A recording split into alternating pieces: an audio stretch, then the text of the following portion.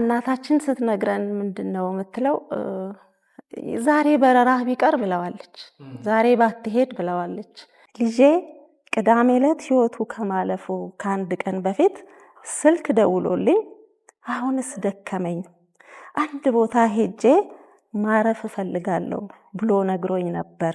እዚህ መጽሐፍ ላይ አንቺ የምታቀርቢው ክስ ልክ አይደለም፣ ፍትህ ተዛብቷል እያልሽ የምታቀርቢው ክስ በሚገርም ሁኔታ እስከ ትናንትና ድረስ አሁንም ቢሆን እየቀረበበት ነው። ሁለቱ አብራሪዎች መካስ ስለመፈጠሩም ስለመኖሩም የሚያውቁት ነገር የለም። መመሪያውም አልተሰጣቸውም፣ የተነገራቸውም ነገር የለም፣ ስልጠናውም አልተሰጣቸውም። እግዚአብሔርን ፊት ለፊት ያገኘሁት ይመስል ለምን ታሜን ወሰድከው? እሱ ቢኖር ምድር እንደሆነ ጠበበኝ አትል። ለምን? ያውም ሕልሙ ሳይፈታ ጥያቄው ሳይመለስ ሲጋግር የኖረውን እንጀራ ሳይበላ ለምን? የጉዳቱ ሰለባዎች 2 ጊዜ ነው የተቀበሩት። ባንቺ አንደበት እንስማ። ያው ከባድ ነው። ከኔ አንደበት ባትሰማው ደስ ይለኝ ነበር።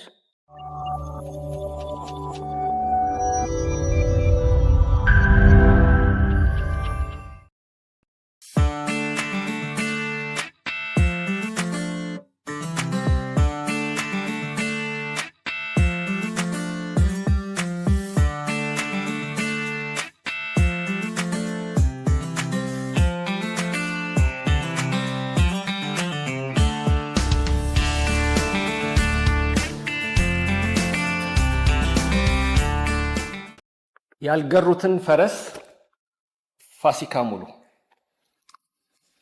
መጀመሪያ አጫጭር ጥያቄዎችን ነው የምጠይቅሽ ፋሲካ ሙሉ። ለዚህ መጽሐፍ መነሻ የሆነው ለወንድምሽ 40 ቀን መታሰቢያ በጻፍሽው ጽሑፍ የተነሳ ነው ይባላል። እውነት? አዎ እውነት ነው። ግን ለ40 ቀን ሳይሆን ለ80 ቀን መታሰቢያ አንዲት ከ20 እስከ 25 ገጽ ያላት መጽሔት አዘጋጅቼ ነበርና እሱን ያነበቡት አንድ ወዳጄ ፕሮፌሰር ፍሬው ከፍ ያለው እና እሱን መጽሔት የሚገርመው ነገር ውሎ አድሮ አይደለም፣ የዛኑ ቀን ነው ከቤተ ክርስቲያን እንደተመለስ መጽሐፉን አንብቦ ከባለቤቱ ጋር ቤቴ ድረስ ነበር የመጣው ቃል ሊያስገባኝ እና ይሄን መጽሔት መጽሐፍ ታደርጊዋለሽ ወይ ሊለኝ ማለት ነው። እና ምንም ሳላንገራግር ነው ቃል የገባሁለት። ምክንያቱም ታሜን መጽሐፍ ለማድረግ የሚያስቸግረኝ ነገር እንደሌለ ስላወቅኩ ወዲያው ነበር ቃል የገባሁለትና ከዛም ያው የኮቪድ ችግር መጥቶ ሁላችንም ከስራ ቤት የቀረንበት ወቅት ስለነበር ያችን ጊዜ ተጠቅሜ ልጽፈው ችያለሁ መጽሐፉን። በታተመበት ዋጋ ነው እየሰጠች ያለችው አለኝ አንድ በቅርብ ቤተሰቡን አውቃለሁ የሚል ሰው። ልመነው? አዎ አሁንም አስተካክለዋለሁ። ከታተመበት ዋጋ በታች ነው። አዎ ከታተመበት ዋጋ በታች። ምክንያቱም የመጽሐፉ ዓላማ ሽጦ ገንዘብ ለማግኘት ሳይሆን ወንድሜንና አብረው ከሱ ጋር የወደቁትን ሰዎች ለማሰብ ስለሆነ ለትርፍ የተዘጋጀ መጽሐፍ ስላልሆነ ያው ከታተመበት ዋጋ በታች ነው መጽሐፉ የተሸጠው። እዚህ መጽሐፍ ላይ እዚህ ያሉ ወዳጆችም እንዲሰሙት ነው። ፈጣሪ ከወሰድኩብሽ ነገሮች የትኞቹን ልመልስልሽ ቢለኝ ይህንን እለዋለሁ ብለሽ ነበረ። በተለያየ አጋጣሚ የተለያየ ነገር ይወሰድብናል። ድጋሚ ግን እንዲሰጥሽ ብትጠየቂ የምትመርጫቸው የቶቹን አደረግሽ? አዎ እኔ ልጅነቴን ቢመልስልኝ ደስ ይለኛል። ምክንያቱም በልጅነቴ ውስጥ ታሜ ተደጋግሞ አለ በህይወት በልጅነቴ ውስጥ ከታሜ ጋራ በልጅነታችን ያሳለፍናቸው ጊዜያቶች ሞር ለኔ ትልቅ ትርጉም አላቸው። ያሳለፍንበት አካባቢ፣ የተወለድንበት አካባቢ እናደርጋቸው የነበሩ ነገሮች ሁሉ በህይወቴ ትልቅ ቦታ ስላላቸው እግዚአብሔር ልጅነቴን ቢመልስልኝ በተዘዋዋሪ ልጅነቴን ቢመልስልኝ ካልኩና ከመለሰልኝ ታሜንም ይመልስልኛል ብዬ ስለማስብ ማለት ነው። መጽሐፉን ለመጻፍ ምክንያት የሆነው ታሜ ነው። ስለ ታሜ ነው በደንብ የምንጫወተው። ይህን መጽሐፍ በመጻፍሽ ያልገሩትን ፈረስ በመጻፍሽ ታክመሽበታል ወይስ ህመምሽ ዳግም እንዲያመረቅዝ ድጋሚ እንድተክዢ መንገድ ከፍቶልሻል?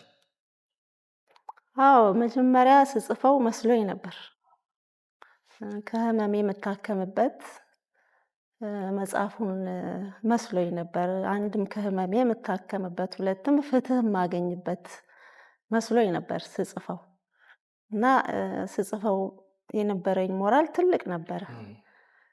በኋላ ግን መጽሐፉን ጽፌ ከጨረስኩ በኋላ ወደ ማተሚያ ቤት ከላኩት በኋላ ሶዋት መጽሐፉን ጻፍኩት፣ ግን ታሜ የታል ፍትህ የታል የሚለው ጥያቄ የባሰ እንቅልፍ እየነሳኝ ስለመጣ ኢቭን በአሁን ሰዓት ስራዬን እስከ መልቀቅ ሁሉ ደርሻለሁ። እንደውም መጽሐፉን ጽፌ ከጨረስኩ በኋላ ብዙ ነገሮች መምጣት ጀመሩ። ሳነባቸው መላልሼ ሳነባቸው የሆነውን ነገር ሳስታውሰው የባሰ እንዳልታከምኩ እየገባኝ መጣ። ግን ትልቁ ነገር ታሜን ለማሰብ ታሜን ለማወቅ ለሚፈልጉ ሰዎች ይህንን መጽሐፍ በማኖሬ ለሚቀጥለው ለታሜ ልጆች ለሚወዱት ዘመዶቹ ሁሉ ይህን መጽሐፍ በማኖሬ ግን ደስ ይለኛል። ውድ የነገረ መጽሐፍት ፕሮግራም ተከታታዮች የዛሬው እንግዳችን ይኸው ፊት የምታዩት ፋሲካ ሙሉ ናት። ፋሲካ ሙሉ ያልገሩትን ፈረስ የተሰኘ እጅግ በጣም ልታነቡት የሚገባ መጽሐፍ የጻፈች እህታችን ናት። ያልገሩትን ፈረስ እጅግ ብዙ የሚያጫውተን የሚያነጋግረን የፍትህ ድምፅ ጎልተው ከወጡባቸው መጽሐፍ መካከል አንዱ ነው። ፋሲካ ሙሉ አጠገባችን ትገኛለች። ገጽ 177 አንድ ግጥም አለ። እሱን ታነቢልንና እንቀጥላለን። እሺ።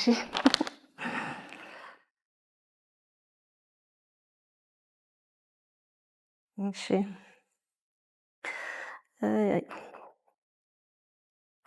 ያልገሩትን ፈረስ ቆሰቆሱትና የደም ዶፍ አረጉት የበጋን ደመና። የበጋው ደመና በኩዳዴው ሰሞን በቅጡ ሳይደምን ምጥ ሆኖ ተማጠ፣ ደም ሆኖ ዘነበ፣ ሞት ሆኖ መከነ። ለምን ልጓም ሳያበጁ ኮርቻ ሳይጭኑ ፈረሱን ሳይገሩት ሩቢን ጭነውበት ሰማዩን አረሱት። ምድርን አናወጧት፣ ኤጀሬን አደሟት፣ ሩቢንም ገደሏት። ለምን ይላል። ያልገሩትን ፈረስ በጣም ስሜት ከሰጡኝ ካሳዘኑኝ ታሪኮች መካከል አንደኛው አሁን ያየሽውን የሰማሽውን የኖርሽውን ጽፈሻልና በልጅነታችሁ ያያችሁት አንድ ጉድጓድ ውስጥ ያጋጠመውን የነ ፈረጃ ጉዳይ ብትተርኪው ደስ ይለኛል። አዎ የፈረጃና የሲምቦ ጉዳይ። ሲምቦ እኛ ባደግንበት ሰፈር በጣም ወጣ ያለ ባህሪ የነበረው ሰው ነው። ምንም የማይደንቀው ራሱን ከሰዎች አግሎ የሚኖር እና ወጣ ያለ ባህሪ ያለው ሰው እና ከታሜ ጋር ሁልጊዜ የሲምቦ ነገር እየገረመን እናወራለን። ለዚህ ነው ዛሬ ላይ መጽሐፉን ስጽፈው ታሪኩን ያረሳሁት። እና ሲምቦ ምንድነው የሆነው? የቆሸሸ የቢሪ ጉድጓድ ውሃ ለማጽዳት እዛ ጉድጓድ ውስጥ ገብቶ ያጸዳል እና ከዛ ያው ምልልስ ነበር። በባልዲ ውሃ ባልዲ ይላክለታል።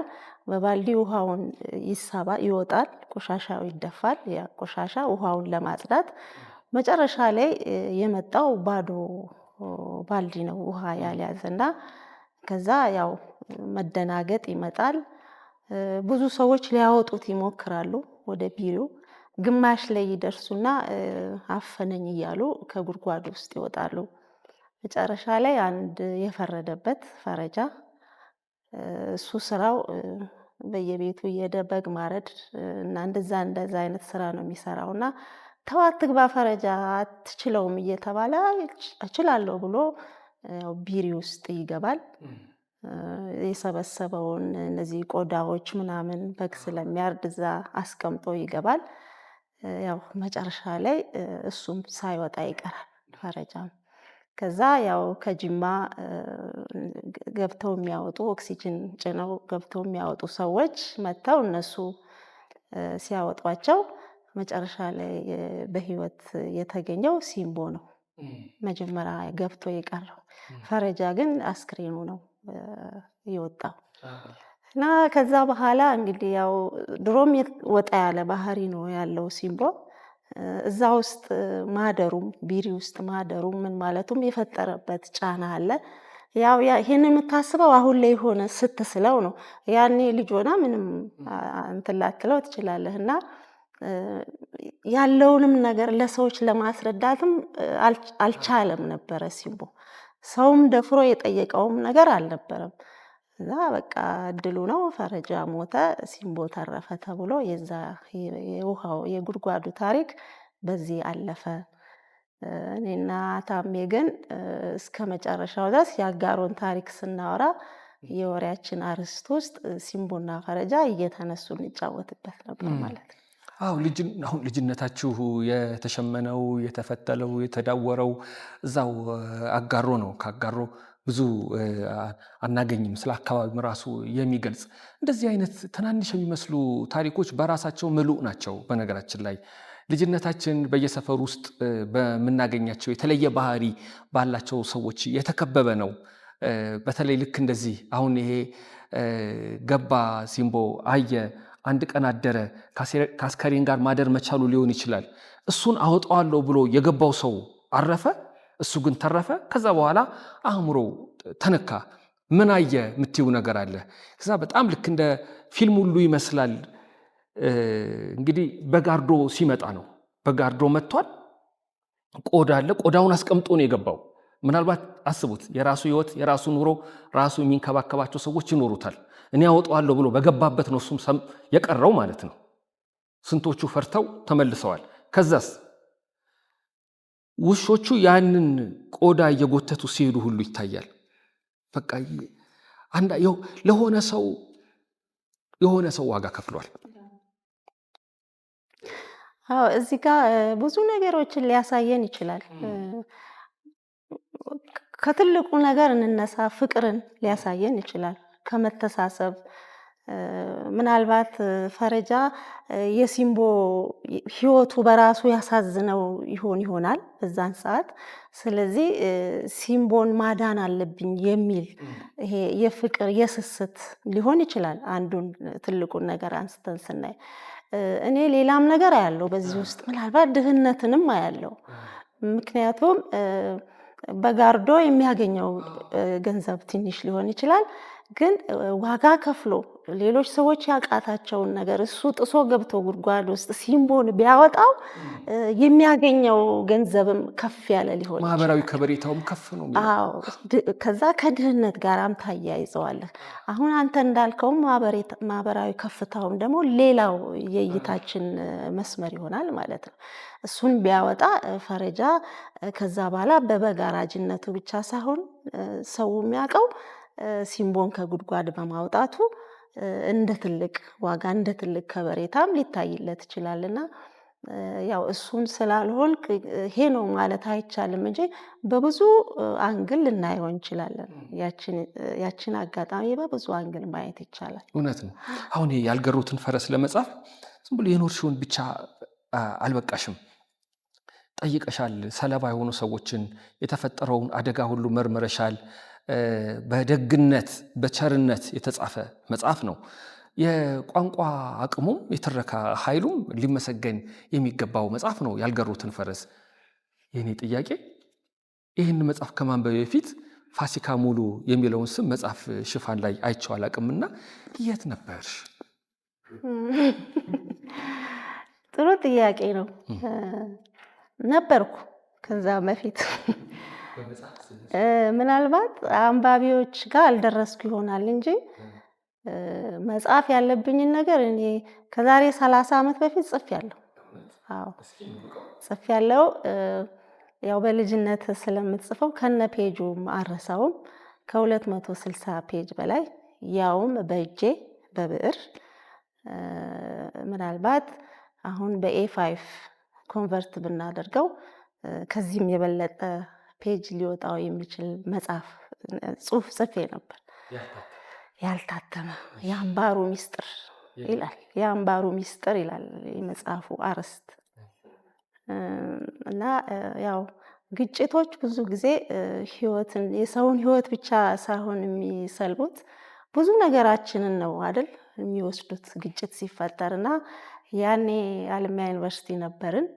አለማያ ዩኒቨርሲቲ አካባቢ አንድ ግጭት ነበር የአዲክስ ወታደሮችና አይፌሎ የሚባል ቡድን ጋራ ትልቅ ግጭት ነበርና ያችን ጽሁፍ አንብብልኝ ብዬ የሰጠሁት ሰው አስተያየት እንዲሰጠኝ የሰጠሁት ሰው ቤቱ አካባቢ ጦርነቱ እየተባባሰ ሲሄድ የሚኖርበትን ቤት ትቶ ወደ ጓደኛው ቤት ሸሽቶ ይሄዳል፣ በሩን ክፍት ትቶ ማለት ነው።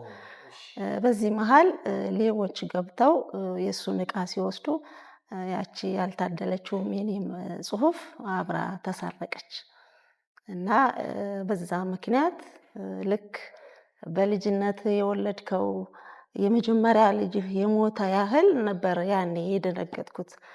እና ምናልባት ልትጠይቀኝ ወይም ልትቆጣኝ የምትችለው እዛ ፖይንት ላይ ነው። ተሰረቀ ለምን መልሰሽ አልጻፍሽውም ያን ታሪክ? እኔም ራሴ ይቆጨኛል። በቃ ጠፋ፣ አውቀዋለሁ ታሪኩን የራሴ የጻፍኩትም ለምን መልሼ አልጻፍኩትም? ብጽፈው ኖሮ እኮ ያኔ የነበረው የአንባቢው ቁጥር ብዙ ነው። አንባቢ ያኔ ነበረና ያኔ የነበሩትን አንባቢዎችን ሚስ አድርጌያቸዋለሁ እያልኩ እኔም ራሴ ይቆጨኛል እስካሁን ድረስ ነበርኩ። ገባኝ። አዎ ወደ አንባቢያን ባትቀላቂም ስራዎቹ ባይታተሙም ግን ይሄ ስለሚያስታውቅ ነው። በነገራችን ላይ የስነ ጽሁፍ ለዛው ለሀዩ እንዳለሽ ያስታውቃል እና በዚህ ብቻ እንደማትወሰኝ ራሱ ጥሩ ጥሩ ምልክቶችን አይቻለሁ። ያልገሩትን ፈረስ መጀመሪያ ርዕሱን ሳየው ምን ትዝ አለኝ? ያልገሩትን ፈረስ ጠቅል እያላችሁ የሚል ስነ ቃል አለና በ19ኛዎቹ መጨረሻ ለጃንሆይ የተገጠመ ተቃዋሚዎቻቸው እንዳልተገራ ፈረስ ይቆጥሯቸው ነበረ። ከዛ በኋላ ደግሞ ቴዲ አፍሮም አንድ ዘፈኑ ላይ ባልደራሱ አልተገራም ወይ ፈረሱ አለ። ፋሲካ ሙሉ መጣች ያልገሩትን ፈረስ። እስኪ ስለ ፈረሱ እናውራ። የኔ ፈረስ ወይም እዚህ ላይ መጽሐፍ ላይ ያለው ፈረስ ቦይንግ 737 ማክስ 8 ይባላል እና ያ አውሮፕላን ያንን ፈረስ በወጉ ሳይገሩት ወደ በረራ ውስጥ ስላስገቡት ነው በ5 ወር ጊዜ ውስጥ 346 ንጹሃን ሰዎች በዚህ አይሮፕላን ህይወታቸውን ያጡት። በኢንዶኔዥያ 189 መንገደኞች፣ በኢትዮጵያ ደግሞ 157 መንገደኞች እና የኔ ፈረስ እዚህ መጽሐፌ ላይ ያስቀመጥኩት ያንን ነው። ቦይንግ 737 ማክስ 8 አይሮፕላን ነው። እሱን ለማለት ነው ያልገሩትን ፈረስ ብዬ አርዕስት የሰጠሁት። እዚህ መጽሐፉ ላይ ራሱ 6 ቁጥር አለ። 6 ደቂቃ 6 ደቂቃ ወገኖቻችን አየር ላይ ፍዳቸውን ያዩበት ደቂቃ ነው። አብራሪዎቹም እጅግ የተፈተኑበት ደቂቃ ነው። 6 ደቂቃ 6 ደቂቃ አሁን ለምሳሌ እኛ እዚህ እንግዶቻችንን ለመጠበቅ ወይ ደግሞ ከጓደኞቻችን ጋር ቁጭ ብለን ሻይ ቡና ለመጠጣት ወይ ሰው ቀጥረን ለመጠበቅ 6 ደቂቃ በጣም አጭር ነው። 6 ደቂቃ አየር ላይ ስትፈተን ግን እጅግ ረጅምና አሳቃቂ ነው 6 ደቂቃ እና እነዛን 6 ደቂቃ ዋጋ የከፈሉትን አብራሪዎችና ተሳፋሪዎችን ለማሰብ ስል ነው ያችን 6 ደቂቃን አጉልቼ ላወጣት የፈለኩት። አዎ ከነዚህ አሁን ከጠቀሻቸው ሰለባ ከሆኑ ሰዎች መካከል ለዚህ መጽሐፍ መነሻ የሆነው የታምራትን ማጣት ታምራት ሙሉን ማጣት የተፈጠረው ነገር ነው። ለመጨረሻ ጊዜ ታምራት ከቤት ሲወጣ ወይ ከአንቺ ጋር ሲገናኝ የነበረው ሁኔታ እንደ ወንድም እናት ብቻ አይደላችሁም። የሚያስቀና የጓደኝነት ህይወትም በደንብ ነው። ህይወቱን ታውቂዋለሽ፣ ህይወትሽን በደንብ ያውቃል። ታስታውሻለሽ ከቤት ሲወጣ? ያው እንደ እድል ሆኖ ታሜ ከቤት ሲወጣ እሱን ለመሰናበት እና ከሱ ጋር የመጨረሻዋን ንግግር ለማድረግ የታደሉት እናቴና ታላቅ ወንድሜ ብቻ ናቸው። ምክንያቱም ታምራት ያው የራሱ ቤት አለው፣ የራሱ ኑሮ አለው እና ሁልጊዜ ትራቭል ስለሚያደርግ ደጋግሞ ትራቭል የሚያደርግ ሰው ነው መጽሐፉ ላይ እንዳስቀመጥኩትና መኪናውን አምጥቶ የሚያቆመው እናታችን ግቢ ውስጥ ነው። እናታችን ጋር ደግሞ ሚኖር ታላቅ ወንድማችን አለና ያችን መኪና ለማቆም በመጣ ሰዓት ከእናቴና ከወንድሜ ጋር ተገናኝቷል። እና እናታችን ስትነግረን ምንድነው የምትለው? ዛሬ በረራህ ቢቀር ብለዋለች። ዛሬ ባትሄድ ብለዋለች። ምክንያቷ ደግሞ ምንድነው? አንድ ሰሞን ታስታውሱ እንደሆነ ናይሮቢ በተለያየ ቦታዎች ፈንጂ ይፈነዳልና የዛ ስጋት ይዟት ነው እንደው እንዲህ ሲባል ስለምሰማ እንደው ልጄ ባትሄድ ብለዋለች። ያው የእናት ሆድ ሲረብሻት ያደረውን ስለምታውቅ ማለት ነው። አይ እማዬ ደግሞ እኔ ፈንጂው የሚፈነዳበት ቦታ ምን እሰራለሁ? እኔ የምሄደው ለስብሰባ ነው፣ ሐሙስ እመለሳለሁ ነው ያላትና ያችን ቃል ለመስማት ያው የታደለችው እናቴ ናት። ሌላው ወንድሜ ነው። እሱ ደግሞ ያው ጉዳዮች ነበሩትና ይሄ ዓለማዊ ጉዳዮች ሐሙስ ስለምትመጣ እነዚህ ነገሮች ጨራርሰ ጠብቀኝ ብሎት ነው ያው ወጥቶ ሄደውና እኔ እድሉን አላገኘውም የመጨረሻዋን ሰዓት እሱን ለማናገር ማለት ነው። አሁን እዚህ መጽሐፉ ላይ ስለሚያበረው አውሮፕላን በቂ እውቀት የሌለው አብራሪ ህዝብ ፊት አደባባይ ፊት እርቃኑን እንደቆመ ሰው ነው የሚቆጠረው ያልሽው ነገር አለ። ልክ አሁን እዚህ መጽሐፍ ላይ አንቺ የምታቀርቢው ክስ ልክ አይደለም፣ ፍትህ ተዛብቷል እያልሽ የምታቀርቢው ክስ በሚገርም ሁኔታ እስከ ትናንትና ድረስ አሁንም ቢሆን እየቀረበበት ነው። ክስ ያለማቋረጥ ይቀርባል። የኢትዮጵያ ጉዳዩን የሚመረምሩ ሰዎች ደግሞ ከአዕዋፋት ጋር ነው ያገናኙት። እሱን ነገር ስለሚያበርበት አይሮፕላን የማያውቅ አብራሪ እርቃኑን እንደሄደ ይቆጠራል ያለው አንድ ሌላ ኢትዮጵያዊ አብራሪ ነው። በዛን ያደጋው ሰሞን ለጋዜጠኞች የሰጠው ኢንተርቪው ላይ ነው ያንን ቃል የተናገረውና ይሄንን ስል የዛለት ያንን አይሮፕላን ያበሩትን አብራሪዎች ማለት ሳይሆን እነሱ እርቃናቸውን እንዲሄዱ ያደረጋቸው እርቃናቸውን አይሮፕላኑን እንዲያበሩ ያደረጋቸው ቦይንግ ነው። ምክንያቱም ስለሚያበሩት አይሮፕላን ስልጠና አልተሰጣቸውም፣ በቂ መመሪያ አልተሰጣቸውም። ስለዚህ ልብሳቸውን የገፈፋቸው ቦይንግ ነው።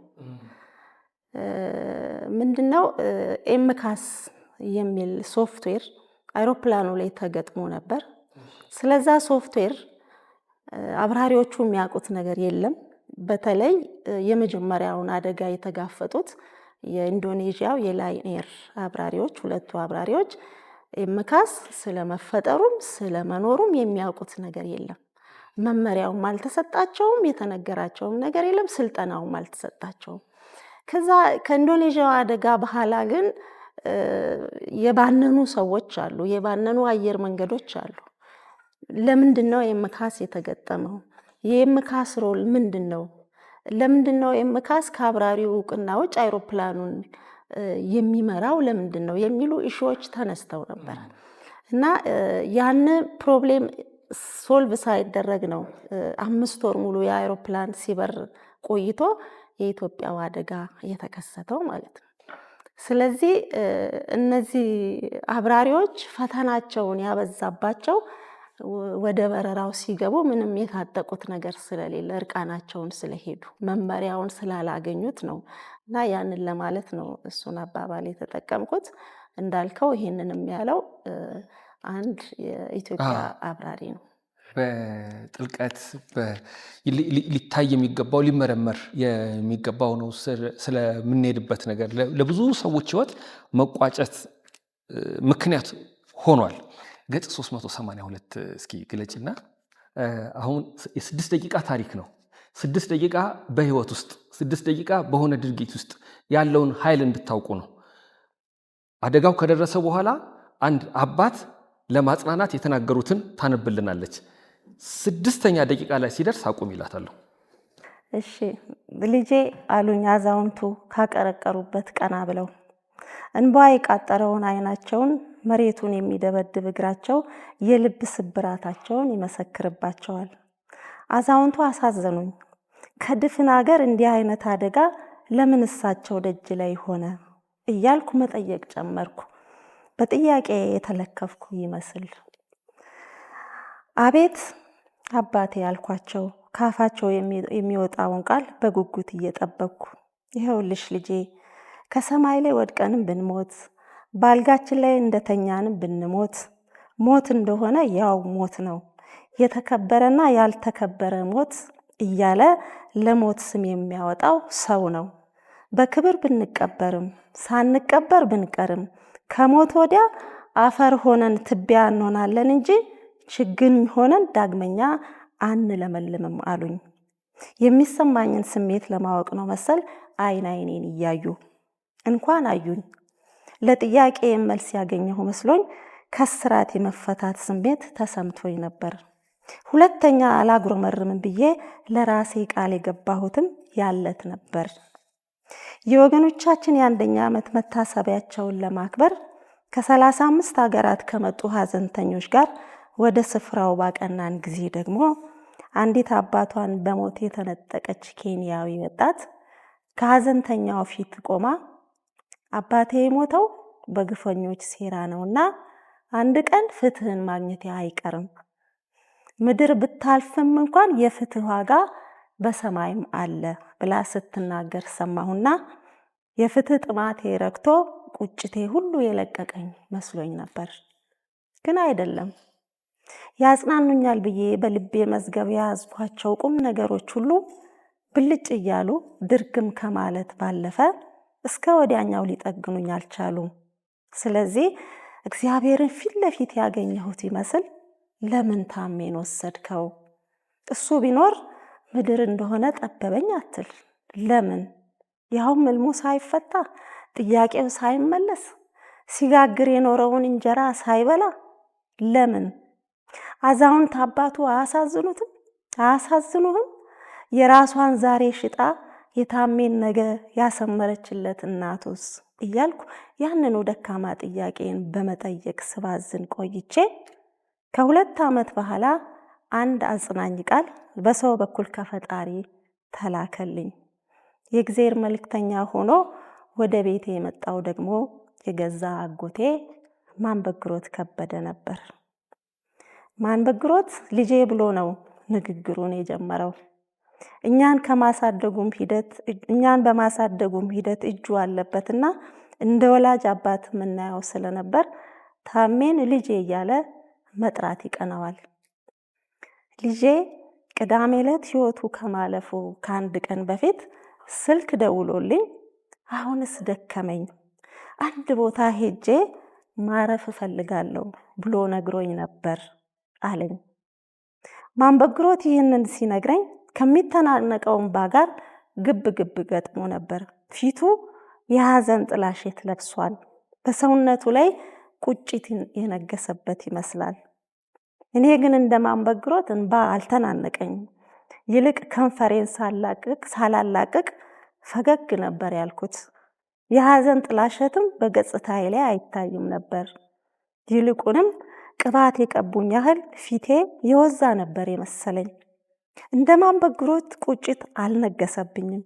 ይልቅ ፈጣሪን ተደግፌ የቆምኩ ያህል ጽናት ነው የተሰማኝ። ቀን አይታ የማትከዳው የመጽናናት ብትር የተሰጠችኝ የዚያ ዕለት ነው። እሰይ እልልልል ለጥያቄ መልስ ተላከልኝ እያልኩ ስጠገን ተሰማኝ። ለካስ ፈጣሪ ታሜን አሳረፈው እንጂ አልገደለውም ብዬ ከብርታት ማማ ላይ ወጣው። ሞት የሚለውን አፋፊ ቃል አዋረድኩትና እረፍት የሚለውን አጽናኙን ቃል በልቤ ያነገስኩት። ደግሞም ለአእምሮዬ እንዲህ ብዬ ነገርኩት፣ ሁለተኛ ታሜ ሞተ ብለህ እንዳታስብ አረፈ ብለህ እንጂ። ነፍሴ ሆይ ወደ እረፍትሽ ተመለሺ፣ እግዚአብሔር መልካም አድርጎልሻልና የሚለውን የመጽሐፍ ቅዱስ ቃል ከመዝሙር 14:7 ላይ ወስዶ የታሜ የቀብር ስፍራ ላይ እንዲቀመጥ ያደረገውን መምህር ተፈሪ ተክሉን አመሰገንኩት።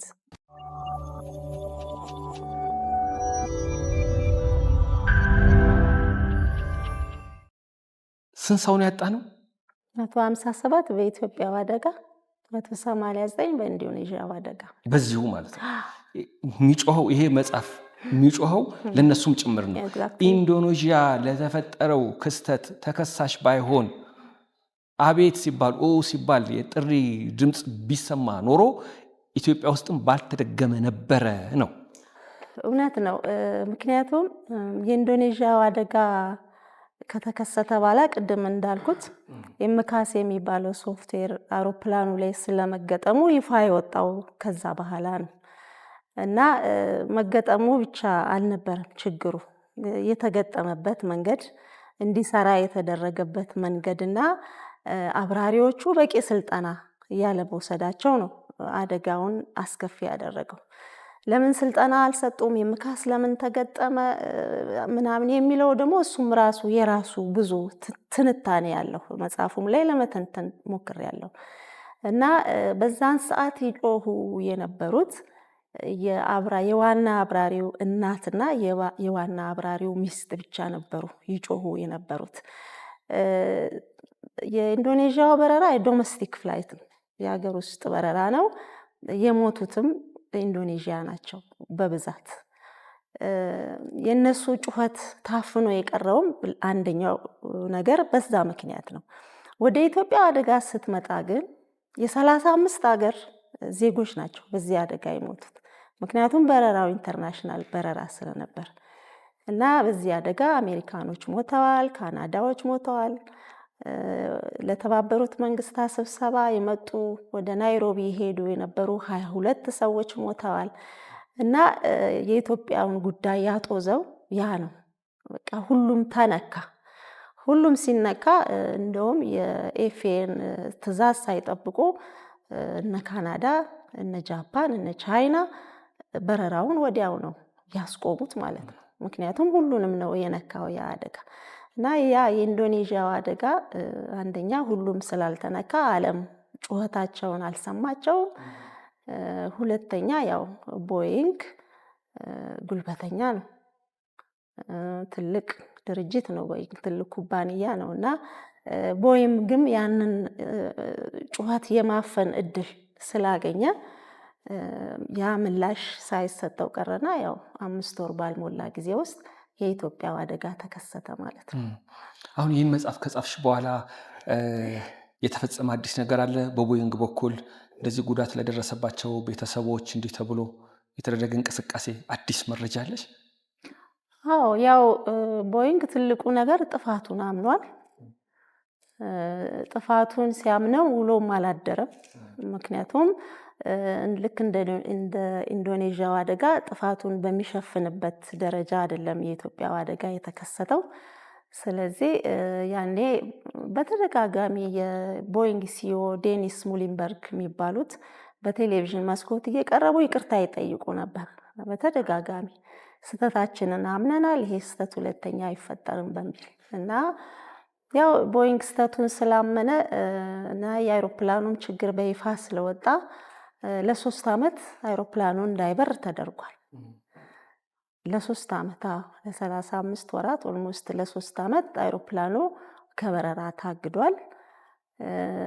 እንደውም በአሜሪካ ታሪክ በፕሬዝዳንት ደረጃ አውሮፕላን እንዳይበር የተደረገው ይሄ ማክስ 737 አውሮፕላን ብቻ ነው።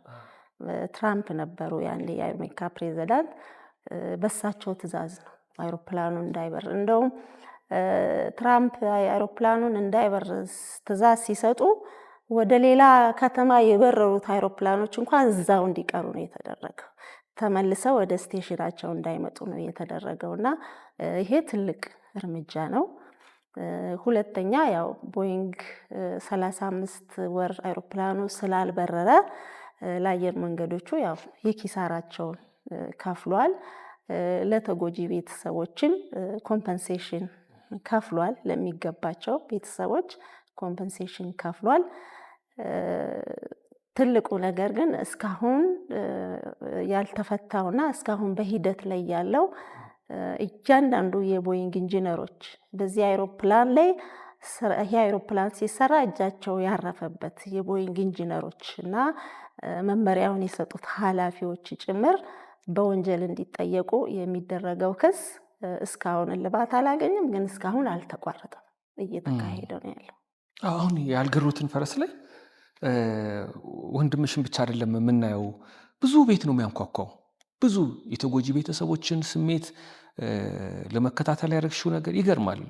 ብዙ የህይወት ታሪክ አንብበናል። ስለ ሌሎች ስለ ቤተሰቦቻችንም ስለ ጓደኞቻችንም ስለምናደንቃቸው ሰዎችም የተጻፉ ብዙ ጊዜ ትኩረታቸው እዛ ሰው ላይ ብቻ ይሆናል።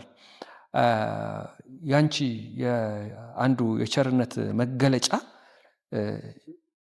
ኢትዮጵያውያን የሚሆኑ የውጭ ሀገር ዜጎች በጉዳቱ ሰለባ የሆኑ ሰዎች ምን አይነት ህይወት እንደነበራቸው ሁሉ ለማሳየት በብዙ ደክመሻል። አግኝተሽ አውርተሽ ያገኘሽውን መረጃ መጽሐፍሽ ውስጥ አካተሻል። እኛም አሁን ድርጊቱ የተፈጸመ ሰሞን ዛገ ኤጀሬ ተብሎ የሚጠራው አካባቢ የነበሩ ገበሬዎች ሀዘናቸው ልባችን ውስጥ አለ። መጽሐፍሽ ላይ በሽፋን የተጠቀምሽበት ፎቶና ሌሎችንም ደግሞ ልክ እንደዚሁ ለብዙ ጊዜ ሶሻል ሚዲያው እንደዚህ ስናጋራው ቆይተናል። ያ አካባቢ እንግዲህ ምንም የዘር መገናኘት የለ፣ የሃይማኖት ጉዳይ አይደለም ያሳሰባቸው። በቃ ጥልቅ ሀዘናቸውን ገልጸው ለብዙዎቻችን ገርሞናል። የተጎጂ ቤተሰቦች ደግሞ ለዚህ አካባቢ ያደረገው ነገር አለ አይደል? እስኪ ነገር ይነሱ። አዎ፣ እስካሁን ድረስ ከነሱ ጋር ያለን እንትን እንደጠበቀ ነው ያለው። ኤጀሬ አካባቢ ያሉ ህብረተሰብ አንተ እንደገለጽከው በቃ ይሄ የምናውቀው የኢትዮጵያዊ ደግነት እዛ አለ። አሁንም ሳይሸራረፍ በዘር በሃይማኖት በምንም ሳይሸራረፍ እዛ አካባቢ እንዳለ አለ። ለምሳሌ የሃይማኖት አባቶች ሁልጊዜ ዓመታቸውን እየጠበቁ ከ12ታቸው ጀምሮ ፍታት ያደርጋሉ። ብዙ ጊዜ አሁን ፍታት ሲፈታ ማን ነው የክርስትና ስሙ ይባላል አይደለም? በዛ ክርስትና ስም ነው የሚሰራውና እዛ ግን ያ የለም። ለሁሉም ነው የሚጸለየው። 157 ውስጥ እኮ ሙስሊሞች አሉ፣ ካቶሊኮች አሉ፣ ፕሮቴስታንቶች አሉ፣ ኦርቶዶክሶች አሉ እና ሃይማኖት አይጠየቅም። ለሁሉም ነው ሲጸልዩ የሚያድሩት አባቶች ማለት ነው። እና እኛ በየዓመቱ ይሄን እዛ ነው የምናከብረው እና እኛ ከዚህ ስንሄድ እኮ የሚፈለገውን ነገር ጭነን እንሄዳለን። ጠላውን፣ ዳቦውን እነሱ ይዘው ይመጣሉ ብለው ግን እነሱ ባዶ እጃቸውን አይመጡም። እያንዳንዷ እናት ጠላ ጠምቃ በጀሪካን ዳቦ ጋግረው ይዘው ነው የሚመጡት እና ከዛም ባለፈ ደግሞ ሁልጊዜ ሀዘናቸውን ፊታቸው ላይ ታየዋለክ። እኛ በመስማት ነው አይደል? ያንን አሰቃቂ አደጋ ሰማ ነው እንጂ አላየነውም። ለማየትም ስንሄድ እንድናየው አልተፈቀደልንም፣ ያው ከባድ ስለነበር። እነሱ ግን አይሮፕላኑ አየር ላይ ካለ ሰዓት ጀምሮ እስከ ወደቀ ሰዓት ድረስ ከወደቀ በኋላ የነበረውን እያንዳንዷን ነገር ስላዩት ፊታቸው ላይ ያንን ሀዘን ታነበዋለ በየዓመቱ በሄድክ ሰዓት እና የነሱ ደግነት ምንም በቃ ምንም መለኪያ የለው ብለህ ደግ ናቸው ብለህ ማለፍ ይበቃ ከሆነ እንጂ ምንም መለኪያ የለውም። ለአካባቢው ሰዎች ምን አደረጋችሁ ለሚለው ቦይንግ በእያንዳንዱ ቤተሰብ ገንዘብ አሎኬት አድርጎ ነበር። በእያንዳንዱ ቤተሰብ እና ያ ገንዘብ ለምንድን ነው የሚውለው? ለእንደዚህ አይነት ለበጎ ስራ ነው እንዲውል የፈቀደው። ስለዚህ ወደ 18 የሚሆኑ ሰዎች ያንን የተመደበላቸውን ገንዘብ እዛ ኤጀራ አካባቢ ላሉ ሰዎች እንዲሰራላቸው ነው። ትምህርት ቤት ተሰርቷል። 2 ትምህርት ቤት፣ የውሃ ጉድጓድ ተሰርቷል፣ ተቆፍሮላቸዋል። ዛሬ ወደ 18,000 የሚደርሱ የጊምቢቹ ወረዳ ነዋሪዎች የዛ ውሃ ተጠቃሚ ሆነዋል። የጤና ኬላ ተሰርቶላቸዋል እና ይሄን ተደርጎላቸዋል። አካባቢ ጥሩ ማስታወሻ፣ ጥሩ መታሰቢያ ሐውልት እኮ ነው። እነሱም እንዲደረግላቸው አይደለም ግን በቃ እናንተ ሀዘናችሁን ለመግለጽ ከበሬታችሁን ለመግለጽ ያደረጋችሁት ነገር ነው።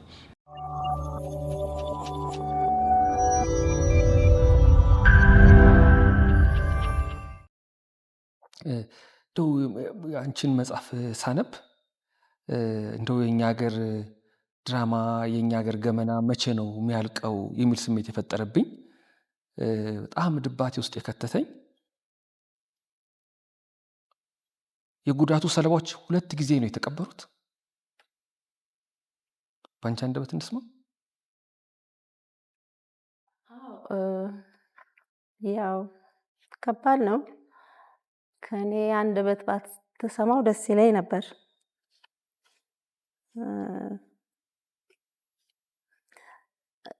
መጀመሪያ የተደረገው እንግዲህ የኛን የልብ ስብራት ለመጠገን ታስቦ የተሰራ ነው።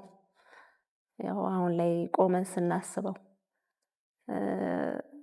እኛ በወቅቱ ግን ያው እኛን ሰብስቦ እንደዚህ ልናደርግ ነው እንጂ ለማድረግ ነው ለማለትም የኛ የነበርንበት ሁኔታ ይፈቅድ ስላልነበረ ነው። ያው ከዛ በኋላም እስከ ተወሰነ ጊዜ እውነቱን ሰምተው እውነቱን አምነው የተቀበሉ ብርቱ ሰዎች ነበሩ ከተጎጂዎች መሃል። አንዳንዶቻችን ደግሞ እያወቅከው መስማት ማትፈልገው እውነት አለ እኮ። ምክንያቱም ሁሉም እውነት አይጠቅምህም። እንደውም ከሁሉ እውነት አንዳንዴ ውሸት ይጠቅማል። ስለዚህ በዛ ውሸት ራሳችንን ብለን አታለን ያችን ጊዜ ለማለፍ የሞከርን ሰዎች ነበር። በኋላ ግን ያው ተደብቆ የማይዘልቅ ነገር ስለነበረ ተነገረን። 2ኛ ቀብል እንደሚደረግ የአስክሬን ምርመራው እንዳለቀ በተለያየ መንገድ ሰማን።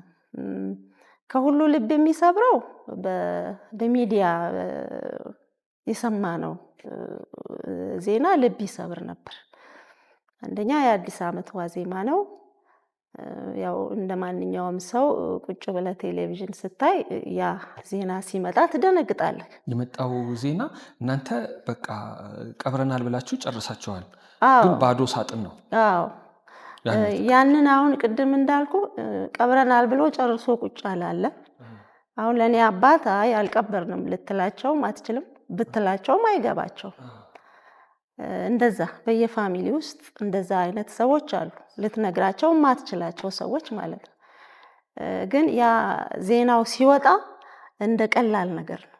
የአስክሬን ምርመራ ስላለቀ አየር መንገዱ በሚያዘጋጀው ፕሮግራም የቀብር ስነስርዓት ይካሄዳል የሚል እና ያ ያስደነግጣል። ፈጽሞ ዝግጁነት የለም እናንተ? የለም። ቢኖርም ተጠርተክ የስነ ልቦና ዝግጅት ተደርጎልክ በሙያው በተደገፉ ሰዎች እውነቱ ተነግሮክ ነው ልትሰማው የሚገባው እንጂ በዜና ልትሰማው አይገባም። ልክ እንደ አደጋው ጊዜ እኮ ነው። የአደጋ ጊዜውም እዛ ላይ እንደጠቀስኩት የተወሰኑ ፋሚሊዎች በሰበር ዜና ነው አደጋውን የሰሙት። ግን ሰበር ዜና ብለህ ከማውጣት በፊት ግን በዚህ አደጋ እኮ ኢትዮጵያኖች ሞተዋል፣ ይሄን ዜና ስናወራ ቴሌቪዥን መስኮት ላይ የተቀመጡ ሰዎች እኮ ይኖራሉ፣ እስቲ ያዝ እናርገው። አትሊስት ጠዋት ነው አደጋው የተፈጠረው አይደል? 2:40 ላይ እስቲ ምን አለበት እስከ ማታ እስኪጣራ እንጠብቀው የሚል አይነት አካሄድ ቢኖር ኖሮ ጥሩ ነበር። በዛ ተሰብረው የቀሩ ብዙ ሰዎች አሉና የሁለተኛውም የቀብር ስነ ስርዓት በእንደዚህ አይነት መሰማቱ እጅግ አስደንጋጭ ነበረ እና ዘኔክስት ዴይ እኛ ዜናውን ላሰራጨው ሚዲያ ደዋውለን ምን ብለን እባካችሁ እንደገና አትደጋግሙት፣ ምክንያቱም ያልሰሙ ሰዎች አሉ፣ የማያውቁ ሰዎች አሉ ብለን ብዙ ተመላልሰን ያንን ለማስቆም ችለናልና ያው እኛ ተቀበልነው። ከሰማን በኋላ ተቀበልነው። ከባዱ ነገር ግን እንዳልኩ ለእናቶች ለአባቶች መንገር ከባድ ነበር። እና ፎር ኤግዛምፕል አሁን የኔ አባት አያውቁም። በቃ ልጃቸው ከአውሮፕላን ወድቆ ሞተ፣ በሳምንቱ ተቀበረ፣ ስላሴ ተቀበረ። ብዙ ትልልቅ ስራ የሰሩ ሰዎች የተቀበሩበት ቦታ ልጄ ተቀበረ አሉ። ራሳቸውን አሳመኑ። እስኪል በዛ እንትን ነው ያሉት ማለት ነው። ይህ በሆነ ከስንት ወር በኋላ? ከ6 ወር በኋላ ማለት እኔ የኛ ነባር ባህል እንግዲህ የፎክሎር ተማሪ ስለሆንኩ ባህል የበለጠ ስሜት ይሰጠኛል እና አንድ ሰው ሀዘን ሲደርስበት የሚነገርበት መንገድ ራሱ ይገርማል አይደል? ጠዋት ተሄዶ ልብስ እስኪለብስ ጠብቆ ምግብ እንዲበላ ተደርጎ ነው እንጂ ዝም ተብሎ ራሱ ቴክስት አይጻፍለትም ወይም አይነገረውም ወይም ፌስቡክ ላይ ማየቱ አይቀርም አይባልም። እንዲቀመጥ ሁሉ ይደረጋል። ልበስ እስኪ ይባላል፣ ምን ሄድበት አለ ተብሎ ከዛ በኋላ ምግብ እንዲበላ ተደርጎ ራሱን ከተረጋጋ በኋላ ነው እንደው ታሟል፣ በጠና ታሟል አሉ ገሌ፣ እስኪ እንሂድ። እንትኑ ይገርመኛል። ዱብ አይደለም ያደርጉት። ሰማህ እንዴ ገሌ እኮ አረፈ እኮ አይደለም ይባለው። ያ ነገር ቀላል አይደለም። እንዴት በሚዲያ ይሄ ሁሉ ሰው ይነገረዋል? እና እንትን ይላል። ፋሲካ አሁን የአውሮፕላን ድምፅ ስትሰሚ ያን ሁኔታ ታስታውስሻል ወይስ ተቋቁመሽዋል ያንን ነገር? የሚገርመው የኔ ቤት ደግሞ አውሮፕላን ኤርፖርት ስር ነው። በጣም ነው የሚረብሽኝ። በጣም በተለይ እሁድ በዛች ሰዓት ላይ የሚበራ አውሮፕላን ስሰማ እረብሻለሁ። እንኳን የራስህን ሰው አተህበት ይቅርና እንዲሁም የአውሮፕላን አደጋ እኮ በራሱ ዘግናኝ ነው፣ ያስጨንቃል። አሁን ለምሳሌ በቀደም የደረሰው የደቡብ ኮሪያ አውሮፕላን እኔ ዜናውን ስሰማው እንደ ማንኛውም ዜና አድማጭ አይደለም የምሰማው፣ ከብዙ ነገሮች ጋር ነው የምታያይዘው እና የአውሮፕላን አደጋ ከባድ ስለሆነ እንኳን እንዲህ ባጭር ጊዜ አሁን 6ኛ ዓመታቸው ነው። እንኳን እንዲህ ባጭር ጊዜ ቀርቶ ህይወትን ሙሉ አትረሳው። እኔ ከዛ በኋላ ያደረኳቸው በረራዎች ሁሉ ለኔ ፈታኝ ነበሩ። በጣም ያስጨንቁኝ ነበረ። እስቲል አሁንም ማለት ነው። በተለይ እንደውም ባላቀው ይሻለኛል። አውሮፕላኑ ቦይንግ 737 ማክስ ከዛ በኋላ 8 9 10 ድረስ አውጥተዋል። እሱ መሆኑን ባላቀው ደስ ይለኛል። ምክንያቱም አውሮፕላኑ እስካሁን ከችግር የነፃ አይመስለኝም። አሁን በቀደም ቅርብ ጊዜ ነው ጃንዋሪ ላይ አላስካ ላይ የአላስካ አየር መንገድ በሩ ተገንጥሎ ሰዎች ተረፉ እንጂ የአደጋ ጊዜው በር ተገንጥሎ ነው የበረረው። ለምንድነው 4 ብሎኖች አልታሰሩም ነበር? የበሩ ብሎኖች አልታሰሩም ነበር። እና ይሄ ምንድነው የሚያሳይክ? የአውሮፕላኑ ሲመረት ሪሊ ኳሊቲው ላይ የሚጨነቅ ሰው አለ ወይ? በብዛት ማምረታቸው ነው እንጂ ኳሊቲው ላይ ይጨነቃሉ ወይ የሚለው ነገር ጥያቄ ይፈጥርብሃል። ምክንያቱም የአውሮፕላን እንትን ከአደጋ ንጹህ ነው መሆን ያለበት። ፕሮባቢሊቲ የሚባል ነገር እዛ ላይ አይሰራም። ዜሮ ነው መሆን ያለበት የአውሮፕላን ሲመረት ማለት ነው። ምክንያቱም አደጋው ከባድ ስለሆነ እና እኔ ድምፁ አይደለም ድምፁ እኔ ስሙም ራሱ አውሮፕላን እስቲ የሚፈጥርብኝ ነገር አለ። እኔ አሁን ትዝ የሚለኝ አደጋው እሑድ ቀን ነው የተከሰተውና መጀመሪያ አደጋውን እንደሰማን ምንም ሆነው አካላቸው ተጎድቶም በህይወት በተረፉ ብለን ነበር ስንመኝ የነበረው ማለት ነው።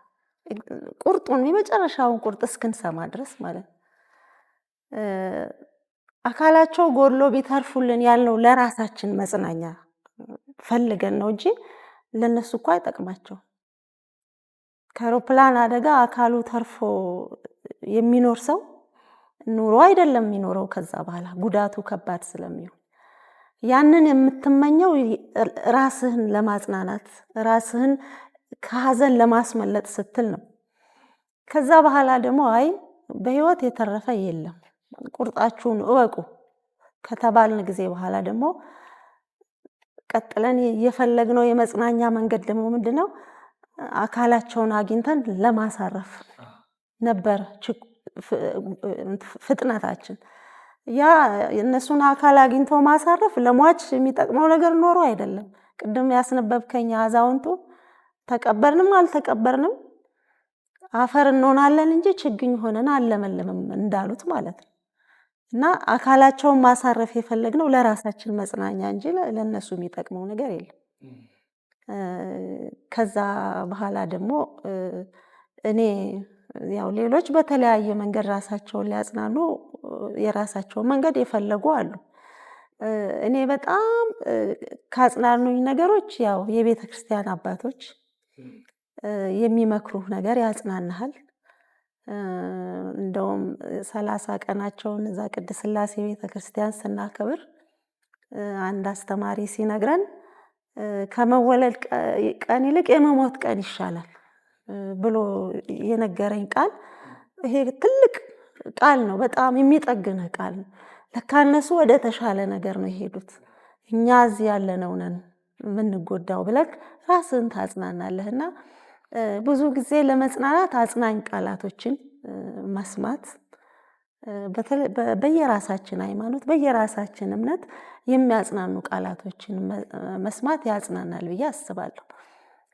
ሌላው ደግሞ ቢቻል በቃ አንዴ ሄደ አላንሳው ምናምን ብለህ ከመተው ቢቻል ብትችል ራስህ ብትጽፈው የምታውቀውን ነገር ባትችለው እንኳን በባለሙያ የምታውቀውን ነገር ለባለሙያ ነግረህ በባለሙያ እየተደገፍክ ብትጽፈው በተወሰነ ደረጃ እንትንህን ያቀልልሃል። እና ያው የመጽናኛ ሚንሱ በጣም ሰፊ ነው። እኔ ባጭሩ እነዚህን አነሳውልህ። አሁን ይሄ መጽሐፍ ላይ ብታዩ የተጠቀሱ ሰዎች የጸሎት መጽሐፍ ሲያነቡ ወይም መጽሐፍ ሲገልጹ ይታያሉ። በተለያየ አጋጣሚ ስለ መጽሐፍ ብዙ አለ በነገራችን ላይ በቃ ያንቺም ትኩረት ያንቺም አይን ወደ መጽሐፍ ስለሆነ እና አንብቤው ሲጨርስ ምንድነው የተሰማኝ? ለካስ ህይወት ማለት የገለጡትን መጽሐፍ ሳይጨርሱ እንደመጠራት ነው። እያነበባችሁ እንደመጠራት ነው ህይወት ማለት። ስንት የጀመርናቸው ነገሮች አሉ። አንድ ታሪክ ልንገራችሁ በጣም ስለሚገርመኝ። ወንድዬ አሊ የታወቀ ገጣሚ ነው። በጣም ታሟል እና በቃ አይተርፍም ተብሎ ቤት ሄደ። ከዛ ልጠይቀው ሄድኩኝ። ሲሄድ ለካስ ተዘጋጅቷል ሞት ሊወስደው እና አንዳንድ ነገሮችን አወራን። ከዛ በኋላ እንዳለ ጌታ መሞትን የፈራሁ መስላለሁ አለ። ከዛ አይ አንተ የእምነት ሰው ነህ ወደምትሄድበት ታውቃለህ ብዬ አምናለሁ። ስለዚህ ይሄ ለአንተ አሳሳቢ ጥያቄ አይሆንም። ደግሞ አይሆንም የተባለው ሁሉ ሲሆን አይተናል አልኩት። አይ አለ ብዙ ለጊዜው ሊነገሩ የማይገባቸው የሚገርሙ ነገሮች ነገረኝና ለዚህ መድረክ ማይሆኑ ከዛ ዛጋ ይታያል አለኝ። ሳይ ይሄን ቦርድ የሚያክል የሆነ ፊቱ ወደ ጀርባ እንትን ያላል። ለማንም አላሳየውም ላንተ ላሳየህ እችላለሁ አለኝ። እሺ አልኩት። ምን እንደሆነ ልንገርህ? ስሞት የተቀበርኩበት ቦታ የሚቆም ሐውልት እንትን ነው አለ፣ ጽሑፍ ነው አለ። ያስደነግጣል አይደል? ከዛ ቀና አለና ተኝቶ ነው እንደዚህ የሚለኝ። እረፍት እየወሰደ ነው የሚያወራው። ማንም ተነስቶ ሩጫዬን ጨርሻለሁ የሚል ጽሑፍ እሞትኩበት ቦታ ላይ እንዲያስቀምጥብኝ አልፈልግም። አስደነግጥም ማለት ከዛ ምን አለኝ መሰላችሁ? ሩጫዬን ልጨርስ አልጨርስ እማቀው እኔ ነኝ አለ። እንዴ እውነት እኮ ነው። በቃ ሩጫዬን ጨርሻ። ሩጫ መጨረስ ምን ማለት ነው? መሮጥ ማቆም ነው። ስንት በእንጥልጥል የቀረ ጉዳይ እንዳለው ያውቃል ባለቤቱ። ስለዚህ ካረፈው በኋላ እንዲጻፍለት የሚፈልገውን ጽሑፍ ራሱ አዘጋጅቶ ነበረ። የህይወት ታሪኩን ሁሉ ጽፎ ለ40 ቀን ለ80 ቀን እንደሚበተነው አይነት ማለት ነው። ቀብር ላይ ስንሄድ ተበትኖልናል። በቃ እኔ ማለት ይሄ ነኝ፣ የሥነ ጽሑፍ ወዛደር ነኝ፣ በኑሮዬ ይሄን ሰርቻለሁ፣ በትዳሬ እነዚህን አፍርቻለሁ፣ በሃይማኖት ይሄን አበርክቻለሁ፣ በቃ እኔ ማለት ይሄ ነኝ አለ። ተዘጋጅቶ ማለት ነው። ልክ እንደዚህ አለመጨረስ ነው የጀመሩትን መጽሐፍ ስል ይሄም የያዝኩትን መጽሐፍ ማለት አይደለም። በጅምር የቀሩ ስንት ውጥኖች አሉ፣ ስንት እቅዶች አሉ። ተጠናቀቀ ጨርሻለሁ ማለት ይከብዳል ማለት ነው በህይወት ውስጥና ያም በጣም እንዳምንበት እንዳከብረው አለገኝ። ድንገት መጠራት ሊኖር ስለሚችል ዝግጁ መሆን። ያልገሩትን ፈረስ ፋሲካ ሙሉ። ጥያቄዎች፣ ሀሳቦች?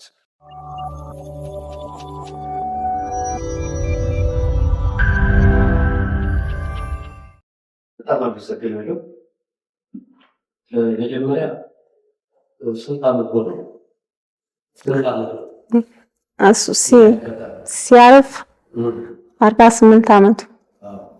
በጣም በህይወት ውስጥ የተረሳ ሳይሆን ግን አንድ የሆነ ሀያል ነገር አእምሮ ውስጥ ያስቀረበት ከሰማሁበት ቀን ሁለት ነገር አብሮ ተያይዞ ነውኛል። የመጀመሪያው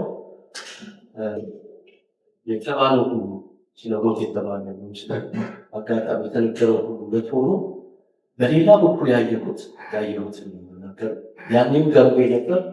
አሁንም እንደ አዲስ ውል ያለብኝ የኢጀሬ ህዝብ ያደረገው ሊጠና የሚገባው በዴሞክራሲ በአገር ደረጃ ምን ማለት እንደሆነ ከሌላ ጋር ይችላልና ልጅ ሆኜ አያትና ቅድመ አያት ያሳደገኝ እና ተረት ሲነግሩኝ ወይም አጣጥለው ሲነግሩኝ መንገድ ላይ ሲሄድ ሞቶ የተገኘ ሰው የአካባቢው ሰው ሲያገኘው ማንነቱን እንኳን ባያውቅ መጀመሪያ ያገኘ ሰው ጮሆ የአዳም ልጅ እዚህ ጋር ወድቋል ኑና አካባቢ ብሎ ይጮኻል። እንግዲህ በድሮ አባባል ድሮ እንግዲህ መንገዱ በእግር ነው የሚሄደው፣ እንዲህ ተብሎ ይጮኻል። ከዛ የአካባቢው ሰው ተሰብስቦ በእምነቱ አካባቢ ባለው እምነት ውስጥ ክርስቲያን ከሆነ ሰው አብዛኛው ክርስቲያን እነሱ የሚያውቁት እና ክርስቲያን የሆነ ሰው ወደ ቤተክርስቲያን ውስጥ ለመቅበር አንገቱን ያሙና መስቀል ወይም ካለው ክር ካለው ክርስቲያን ነው ብለው የክርስትና ስሙን አውጥተውለት ይቀቡታል።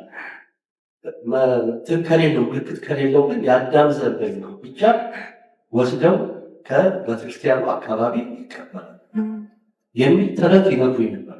ያኔ ይህንን ነገር አሁን 18 ዓመት በጣም ባንኛ የተነሳው ማለት ነው። ይሄና ያ ቅድም ያልኩት የኢጀሬ ህዝብ የተገናኘበት ቀን ይመስል ለማን እንዴት እንደሞቱ ከፔትሮሉ ጋር ያለው ለነሱ ምን ነገር ነው የሰው ልጅ ነኝ ብለው ተሰብስበው የውስጣው ድረስ እንደሚከበር ሳይ አንድ ትልቅ ሀብታችን በእምነት ደረጃ በሰው ልጅነት ደረጃ ይሄ በመሆኑ ይሄ ራሱ አሁን ውስጥ ወይም መሬት የጻፍሽው ወደ እንግሊዘኛ ቋንቋ ወይም ወደ ውጭ ሌሎች ቋንቋዎች ተተርጉሟል የሚል ጥያቄ ቢተረጎም ወይም እንዲተረጎም ብትሞክሩ በጣም የተለየ አመለካከቶችን ሁሉ ይዞ ይወጣል። እንደ ሰው ልጅነት የጋራ የሆነ ኢትዮጵያዊ አመለካከት ኢትዮጵያዊ ስል ይሄ አሁን በዘመኑ ቋንቋ ላይ ይሄ ጥንታዊ የሆነው እንትናችን ሁሉ ስለ ሰው ልጅ ክብር፣ ፍቅር፣ ኃይል፣ ማንነት ሁሉ እዛ ውስጥ ስላለ ያንን ለማስረዳት እግረ መንገድ የሚያሳይ ወንድምሽ ነው አይደለም? ወንድምሽን እንዴት ፈልፍለሽ እንዳወጣሽው ታሪኩን እንዳወጣሽ ቤተሰቡ ሁሉ አልፎ ተርፎ ዓለም አቀፍ የሆነ ይዘት ይዞ ነው የሚመጣው። ተተርጉሟል። እንግዲህ ሁለተኛው ጥያቄ ይችላል እና በጣም የሚገርም ነው። ከአክብሮት ጋር እግዚአብሔር ይስጥሽ። አሜን። አመሰግናለሁ። ተተርጉሟል ወይ ላሉኝ ጥያቄ አልተተረጎመም። መጽሐፉም ከወጣ ገና ዓመት አልሆነውም። መተርጎም እንዳለበት ብዙ ሰዎች ይነግሩኛል፣ እኔም አምንበታለሁ። ግን በእኔ አቅም ይተረጎማል ወይ? አይተረጎም። ምክንያቱም ያው ድርሰታዊ መልክ ስላለው በዚህ በቋንቋው ጥልቅ እውቀት ያላቸው ሰዎችን እርዳታ ይፈልጋል ብዬ አስባለሁ። ትልቅ የቋንቋ እውቀት ይፈልጋል ይህንን ወደ እንግሊዝኛ ለመተርጎም እና እርግጠኛ ነኝ ወይ ይህንን ፕሮግራም የሚከታተሉ ሊሆኑ ይችላሉ፣ ወይ በሌላም መንገድ የሰሙ ሰዎች ሊሆኑ ይችላሉ። አንድ ቀን እኔ እረዳሻለሁ እንተርጉሞ የሚለኝ ከመጣ እኔ ተተርጉሞ ብዙ ሰዎች ቢያነቡት ደስ ይለኛል። ምክንያቱም በዚህ አደጋ የተጎዱት ብዙዎቹ የውጭ ሀገር ዜጎች ናቸውና ብዙዎቹ ተተርጉሞ ያነቡታል አንድ ቀን ብዬ አስባለሁ። መተርጎሙንም ከሚፈልጉት ሰዎች እኔ በመጀመሪያው ተርታ ላይ እሰለፋለሁ ብዬ አስባለሁ። መልሻለሁ። ስለ ኢየሬስ ህዝቦች የኢየሬስ አካባቢ ሰዎች ስላደረጉት ነገር የበለጠ እነሱ ያደረጉትን ነገር ቅድም እንዳልኩት መጽሐፉ ላይ ገልጫቸው አልረካውም። ምክንያቱም እነሱ እስካሁንም ድረስ እያደረጉ ስላሉ ማለት ነው። ስለ አንዳቸው እንኳን አንድ እዚህ መጽሐፍ ላይ ስላወጣዋቸው እትዬ ሙሉ ስለሚባሉት እናት እንኳን ብቻውን አንድ መጽሐፍ መሆን የሚችል ነው የነሱ ታሪክ እና እነሱ በተለያየ መንገድ እውቅና ሊሰጣቸው የሚገቡ ማህበረሰቦች ናቸው። በዚህ አጋጣሚ አንድ ጊዜ የሰላም ሚኒስትሯ እዛው ቦታው ድረስ ከኛ ጋር በመሄድ እነሱን አመስግነዋል። በእኛ ስም አመስግነውልናል። እንደውም በመንግስት ስምም የተላከ እርዳታ ሁሉ ተሰጥቷቸዋል። እንደ ዱቄት፣ ዘይት አይነት ነገር በመንግስት ስም እርዳታ ተሰጥቷቸዋል እና በሚገባቸው ልክ ሪኮግናይዝ ተደርገዋል እያልኩ ሳይሆን እነሱ ላይ ገና ብዙ መሰራት ያለበት ነገር እንዳለ ይሰማኛል። እግዚአብሔር ሀገራችንን ሰላም አድርጎ እኛም እድሜ ጤና ከሰጠን የአንዷን እናት ታሪክ ራሱ መዞ አውጥቶ ትልቅ መጽሐፍ ይሰራል ብዬ አስባለሁ እና የነሱ ደግነት የነሱ ውለታ እዚህ ላይ በተጻፈ በ8 እና በ9 ገጽ ተገልጿል ብዬ እኔ አላስብም። ጋሽ እሸቱ እንዳለው ይሄ መጽሐፍ መተርጎም አለበት። አንድ ጥያቄ ጠይቅሻለሁ፣ ሚስጥር ከሆነ እለፈው ወይ። አንድ የታወቀ ኢትዮጵያዊ የፊልም ዳይሬክተር ያልገሩትን ፈረስ አንብቦ ይህንንማ እኔ ነኝ የምሰራው ብለዋል አሉ። አዎ ሰው መሆን ስለዚህ ልናየው ነው ማለት ነው። ሰው መሆን ይስማው መጽሐፉን አንብቦ ወዶት ይህንን ነገር ፊልም አደርገዋለሁ ብሎ ተነስተዋል። በአካልም አግኝቼዋለሁ፣ ሄጄ አናግሬዋለሁ። ያው እንዳነበበው ጥሩ ነገር እንዳለውና መስራት እንደሚፈልግ ነግሮኛል። እንግዲህ መቼ ነው የሚሰራው? ያው እንግዲህ በጊዜ ሂደት የምናየው ነው የሚሆነው። አመሰግናለሁ። ወደ መጽሐፍ ከመሄዴ በፊት ዛጎል መጽሐፍ ባንክ በጣም አመሰግናለሁ። ምንድነው ይሄ ነገር ጠቃሚ ነገር በውጭው ዓለም የተለመደ ነው። በእርግጠኝነት እሳቸውም አሁን ደራሲ ፋሲካ ነገር አልመጣም። እኔ ምንድነው ደራሲያኑ የራሳቸው መጽሐፍ ከተተቸ በኋላ ብዙ ጊዜ እዚህ ቦታ አይገኙም። እዚህ መገኘት ኢትዮጵያኖች ይሄ ከጠመንጃ ነካሽነት ሊያወጣ የሚችል እንደዚህ አይነት ውይይት እና ብዙ ሰው ለሚዜ እንደማይገኝ አላውቅም። እኛም ከኔ በኋላ ያሉት አባቴ ጋሽ እሸቱ ረጅም ዓመታት መዘከርም ይገኛል እና ብዙ ሰው ይህ ስራቸውን አርአያ ብንከተል የተሻለ አእምሯችን ማሳል እንችላለን። ይበልጥ ግን እሳቸውን እንዳገኝ ያደረግ ዛጎል መጽሐፍት ባንክ ነው እና እኔ ትልቅ ክብር አለኝ። ወደ ጥያቄ ከመግባቴ በፊት መጽሐፉ እዚሁ አውቄ እሳቸው ሰጠውኝ አበርክተውልኝ አንብቤያለሁ። ያው የተመጠነ ስለሆነ መተኛ ጥያቄዎች ማንሳት ፈልጋለሁ። መጽሐፉ በእውነቱ እኔ እንደ አንድ ተርታ ኢትዮጵያዊ አንብቤዋለሁ። በጣም ከፍ ባለ የአማርኛ አሰራር የተጻፈ ነው። ከረጅም ዓመታት በፊት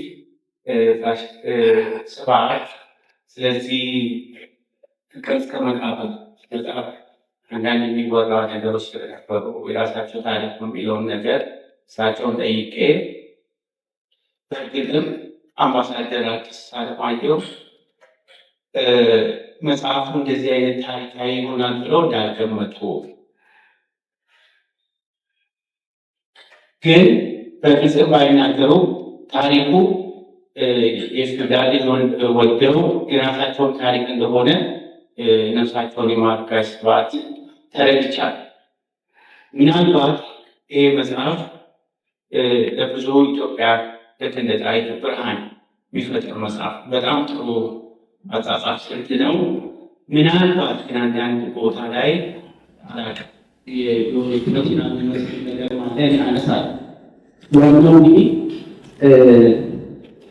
ገጽ 15 ላይ የጋራው ማሚቴ እሳቸው የሰከሩ ብዙ ጊዜ የሰውንና ስም እየጠሩ ዘረፋ እንደሚዘልፉ እድሜ ለደርግ እኩል አደረገን የሚለውን ነገር ውስጥ እኔ ብዙ ነገር አይቻልም።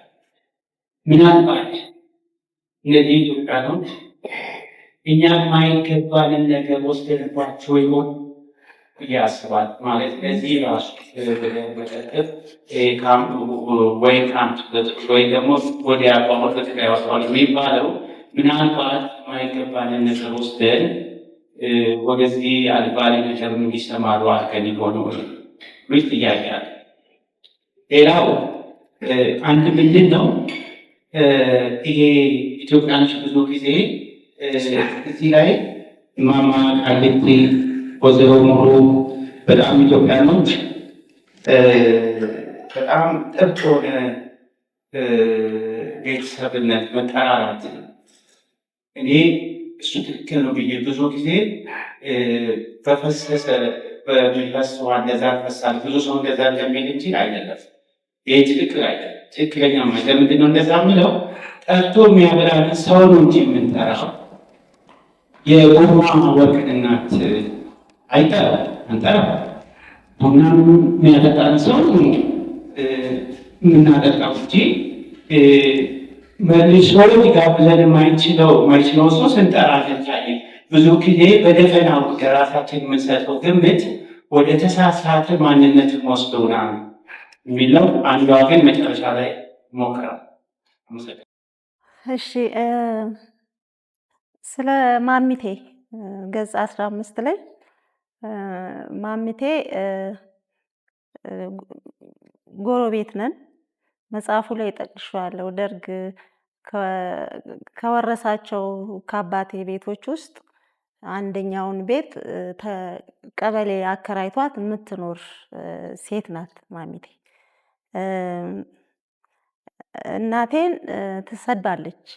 ስትሳደብ ምንድነው የምትለው? እድሜ ለደርግ ዛሬ አንቺም የፊውዳል ሚስት እኔም አንድ ቦታ ነን ያለነው ትላለች እየደጋገመች። ወይ አንተ እንዳልከው ያ የፊውዳል ስርዓት የወሰደባት ነገር ሊኖር ይችላል።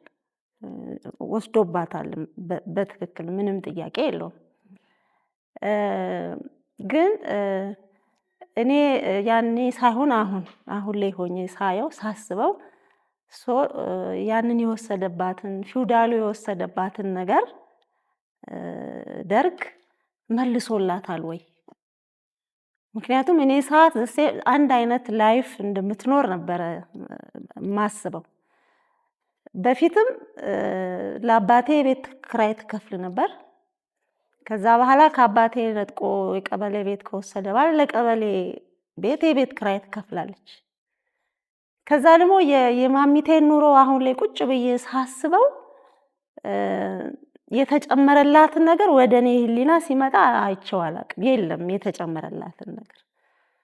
ስለዚህ የተወሰደባትን ነገር በስነ ስርዓት ላልመለሰላት ለደርግ ይሄን ያህል ለምን እድሜ ትለምንለታለች ብዬ ነው ራሴ ነኝ የምጠይቀው እንጂ አልተወሰደባትም አላልኩም ልልም አልችልም።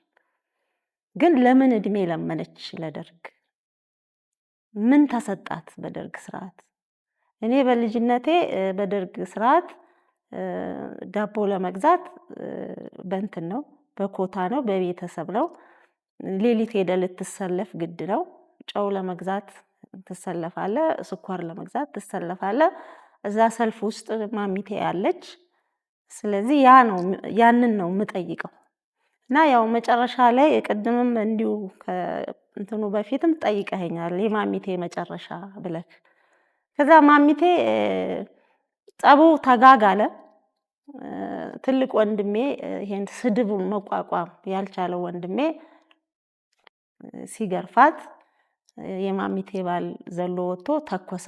ያ በደርግ ጊዜ ግለሰብ እጅ ሽጉጥ መያዝ ወንጀል ነው። ተኮሰ። ሲተኩስ እኔም ልጅ ነኝ የወንድሜ እግር ስር ተጠምጥሜ አብረን ነው የወደቅነው።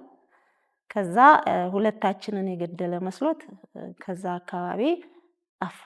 በሩ እንደተከፈተ መሶባቸው እንደተከፈተ በሩን ሳይዘጉ ጠፉ ቀሩ። የማሚቴ መጨረሻ ለዚህ ነው አላቀውም ያልኩህ። ሌላው ይሄ እነ ቃሊቲ ምናምን ይሰባሰባሉ ያልሽው ቡና ይጠራራል። አዎ አይ ዶንት ኖ እንዴት እንዳየኸው ያኔ መቀራረቡ በውለታ አልነበረም። ስለ እውነት ለመናገር ቃሊቲን ቡና ምጠራት ከሷ እናቴ ቡና ምጠራት ከሷ ውለታ ፈልጋ አይደለም። ሁሉም በደርግ ስርዓት ሁሉም ኑሮ ሁሉም አንድ ላይ አይደል ደሃ የሆነው። በፊት በነበረው ፊውዳሉ ሀብታም ነው፣ ሌላው ደሃ ነው። በደርግ ስርዓት ግን ሁላችንም ነው ወደ ድህነት ዘጫል ነው አይደለም። ኑሯችን አንድ አይነት ነው። ቅድም እንዳልኩ እኩል ነው። ቃሊቲም እናቴም እኩል ነው ስኳር ተሰልፈው የሚገዙት፣ ጨው ተሰልፈው የሚገዙት። ስለዚህ ደስታቸውም ሀዘናቸውም እኩል ነበር። እኛ ሰፈር ስናድርግ ስናያቸው እኩል ነበር። ቡና ይጠራራሉ፣ አብረው ይጠጣሉ። ቤተሰባዊ ፍቅር አለ። የሚገርም ነገር ያ ቤተሰባዊ ፍቅር አሁንም አለ በእኛ በልጆቻቸው መሃል። አሁንም እንፈላለጋለን፣ አሁንም እንዋደዳለን። እና ያንን የመፈቃቀርን የመዋደድን እሴታችን አለ ብዬ ነው እኔ ማስበው። የተወሰኑ ሰዎች የለም ብለው ሊከራከሩ ይችላሉ። እኔ ግን አሁንም አለ ብዬ ነው ማስበው። መልሼልህ ከሆነ እሺ፣ አመሰግናለሁ። ጥያቄ ደግሞ ጋሽ ከሚሰው የቋንቋ ጋር ተያይዞ እዚህ ቁጭ ብዬ ሲሰማ ከተለያዩ ከ35 ሀገራት በላይ ያሉ ሰዎች ተደጋግጠው እነዚህ ሰዎች ቤተሰቦች በየራሳቸው አንቺ መጽሐፍ ለጻፍሽ ሁሉ የተለያየ መልኩ ፍትህና መሰረት ጥረት ያደርጋሉ ወይ ብዬ አስባለሁ። እና ተርጉሙ ከዛ አንጻርም ነው ያየሁት። በየሀገሩ የሚደረገው ጥረት አንድ ላይ ሲመጣ ዓለም አቀፍ ፍትህ ከማግኘት አንጻር የተሻለ ኃይል ይኖረዋል። ቅድም የተባሉት የቦይንግ ኢንጂነሮች አስፈላጊውን ፍትህ እንዲያገኙ በግል ከዳፈር በግል ከመትጋት በላይ አንድ ላይ ሲሆን ድርብ ያበረ አንበሳ ያስር ነውና እሱ መተርጎሙ በዛም አንጻር ዋጋ ያለው የሚለውን እያሰብኩ ነበርና በእነዚህ በተለያዩ 35 ሀገራት ያሉ ሰዎች እና ወዳጆቻቸው ምን እያደረጉ ነው? ስለሆነ ታውቂያለሽ፣ እንቅስቃሴ ያለው አንቺስ ከእነሱ ጋር ተባብሮ ዓለም አቀፍ ለማግኘት የጀመርሽው እንቅስቃሴ ወይ ተረታ? ምክንያቱም በግል የሚደረግ በሀገር ደረጃ በሀገር ወይም በከተማ ደረጃ በሀገር ውስጥ የተወሰነ እንቅስቃሴ ይኖራል፣ የተወሰነ ኢምፓክት ይኖራል። ዓለም አቀፍ ግን ከባድ ኃይል ነው። ከባድ ከመብረት ጋር የሚስተካከል ያለ ነው። በዛ አንጻር አንድ ላይ ቲኬት የተሻለ ይሆናል በሚል ሰው መጽሐፉ ስለተጻፈና መድረክ ላይ ተገኝተሽ ሀሳብሽን ስላደረግሽን በጣም አመሰግናለሁ። ይሄ መተርጎሙ በሚለው ያው ጋሸቱ እንዳነሳው እሱ ምንም ጥያቄ የለውም። እኔም የምፈልገው የምመኘው ነገር ነው። ይሄ በግል ለፍትህ መታገል ያልከው በግል አይደለም አሁንም ትግሉ ያለው ቦይንግን እንኳን በግል ታግለኸው በሀገር ደረጃም ብትታገለው ቦይንግን የምትረታው ድርጅት ካምፓኒ አይደለም። እና አንድ ፕሮፌሰር ካስል የሚባሉ በጎ ሰው በጎ ሀሳቢ ለፍትህ ተቆርቋሪ የሆኑ ሰው ናቸው ይሄንን ኬዝ ያነሱትና እስካሁን ድረስ እየታገሉ ያሉት። እና ከሳቸው ጋራ ሁሉም ቪክቲም ፋሚሊ ከሳቸው ጋራ ከጎናቸው አለ። ክሱ የሚካሄደውም እዛው አሜሪካን ሀገር ነው። እና የሚደረገው በግል ሳይሆን በጋራ ነው። እኛም እንደ ቪክቲም እንደ ተጎጂ ቤተሰቦች ያው በየጊዜው የደረሱበትን ሪፖርት እንከታተላለን። መስጠት ያለብን ሀሳብ ካለ እንሰጣለን። ብዙ ኢትዮጵያኖችም እድሉን አግኝተው ሂሪንጉ ላይ የተሳተፉ ኢትዮጵያኖችም አሉ ከተጎጂ ቤተሰቦች። ስለዚህ በጋራ የሚደረግ ነው ልል ፈልጌ ነው። አመሰግናለሁ።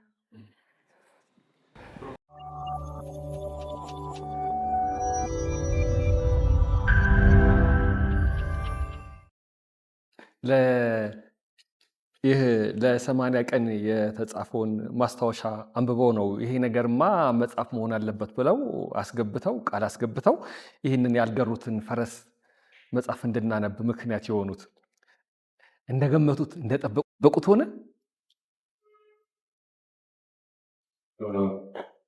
አመሰግናለሁ። መጀመሪያ ያንን የ80 ቀን ማስታወሻ በፍጥነት አንብቤ ከጨረስኩ በኋላ ሁለት ነገር ያስተዋልኩት፣ አንደኛ ይህ ጽሑፍ ሰፋ ብሎ ቢጻፍ ያክማታል፣ ያድናታል የሚል ተስፋ ውስጥ ያሳደረ። ምክንያቱም ሀዘማት የሁላችንም ሀዘን ብርቱ ነው። እሷ ላይ መምጣቱ ያስታውቅ ነበርና ምን ማድረግ ይቻላል፣ እንዴት ማድረግ ይቻላል የሚለው ገሮታ ስላስለኝ ነው። ስለዚህ እንዲህ አይነት የጽሁፍ ችሎታ ካላት ብጽፈው ራሷን እያከመች ትሄድ ይሆናል ይወጣላት የሚል ተስፋ አንደኛው እሱ። ሁለተኛው እኔ የጽሁፍ ተቀላቢ ነኝና ሳነበው ይሄ ነገር ሰፋ ብሎ ቢጻፍ ጥሩ መጽሐፍ ይወጣዋል እና አሁን ሄጄ ማነጋግራት ቃል ማስገባት ይሻላል፣ መጽሐፍ መግባት ይሻላል የሚለው ነበረ። መጽሐፍ ሆኖ ወጥቶ ሳየው እጅግ በጣም ደስ ይለኛል። እንደጠበቅኩት ነው እና በዛ በጣም ደስተኛ ነኝ። ይሄንን ማይክሮፎን ከያዝኩ ላይቀር አንድ ነገር መጠየቅ እፈልጋለሁ። ጥያቄ እዚህ ላይ እንዳይቆም ጽሁፍ ቅድም ነግራናለች። ቀደም የጻፈቻቸው ጽሁፎች ነበሩ። ምናልባት ያልነገረችን ጽሁፎች ይኖራሉ።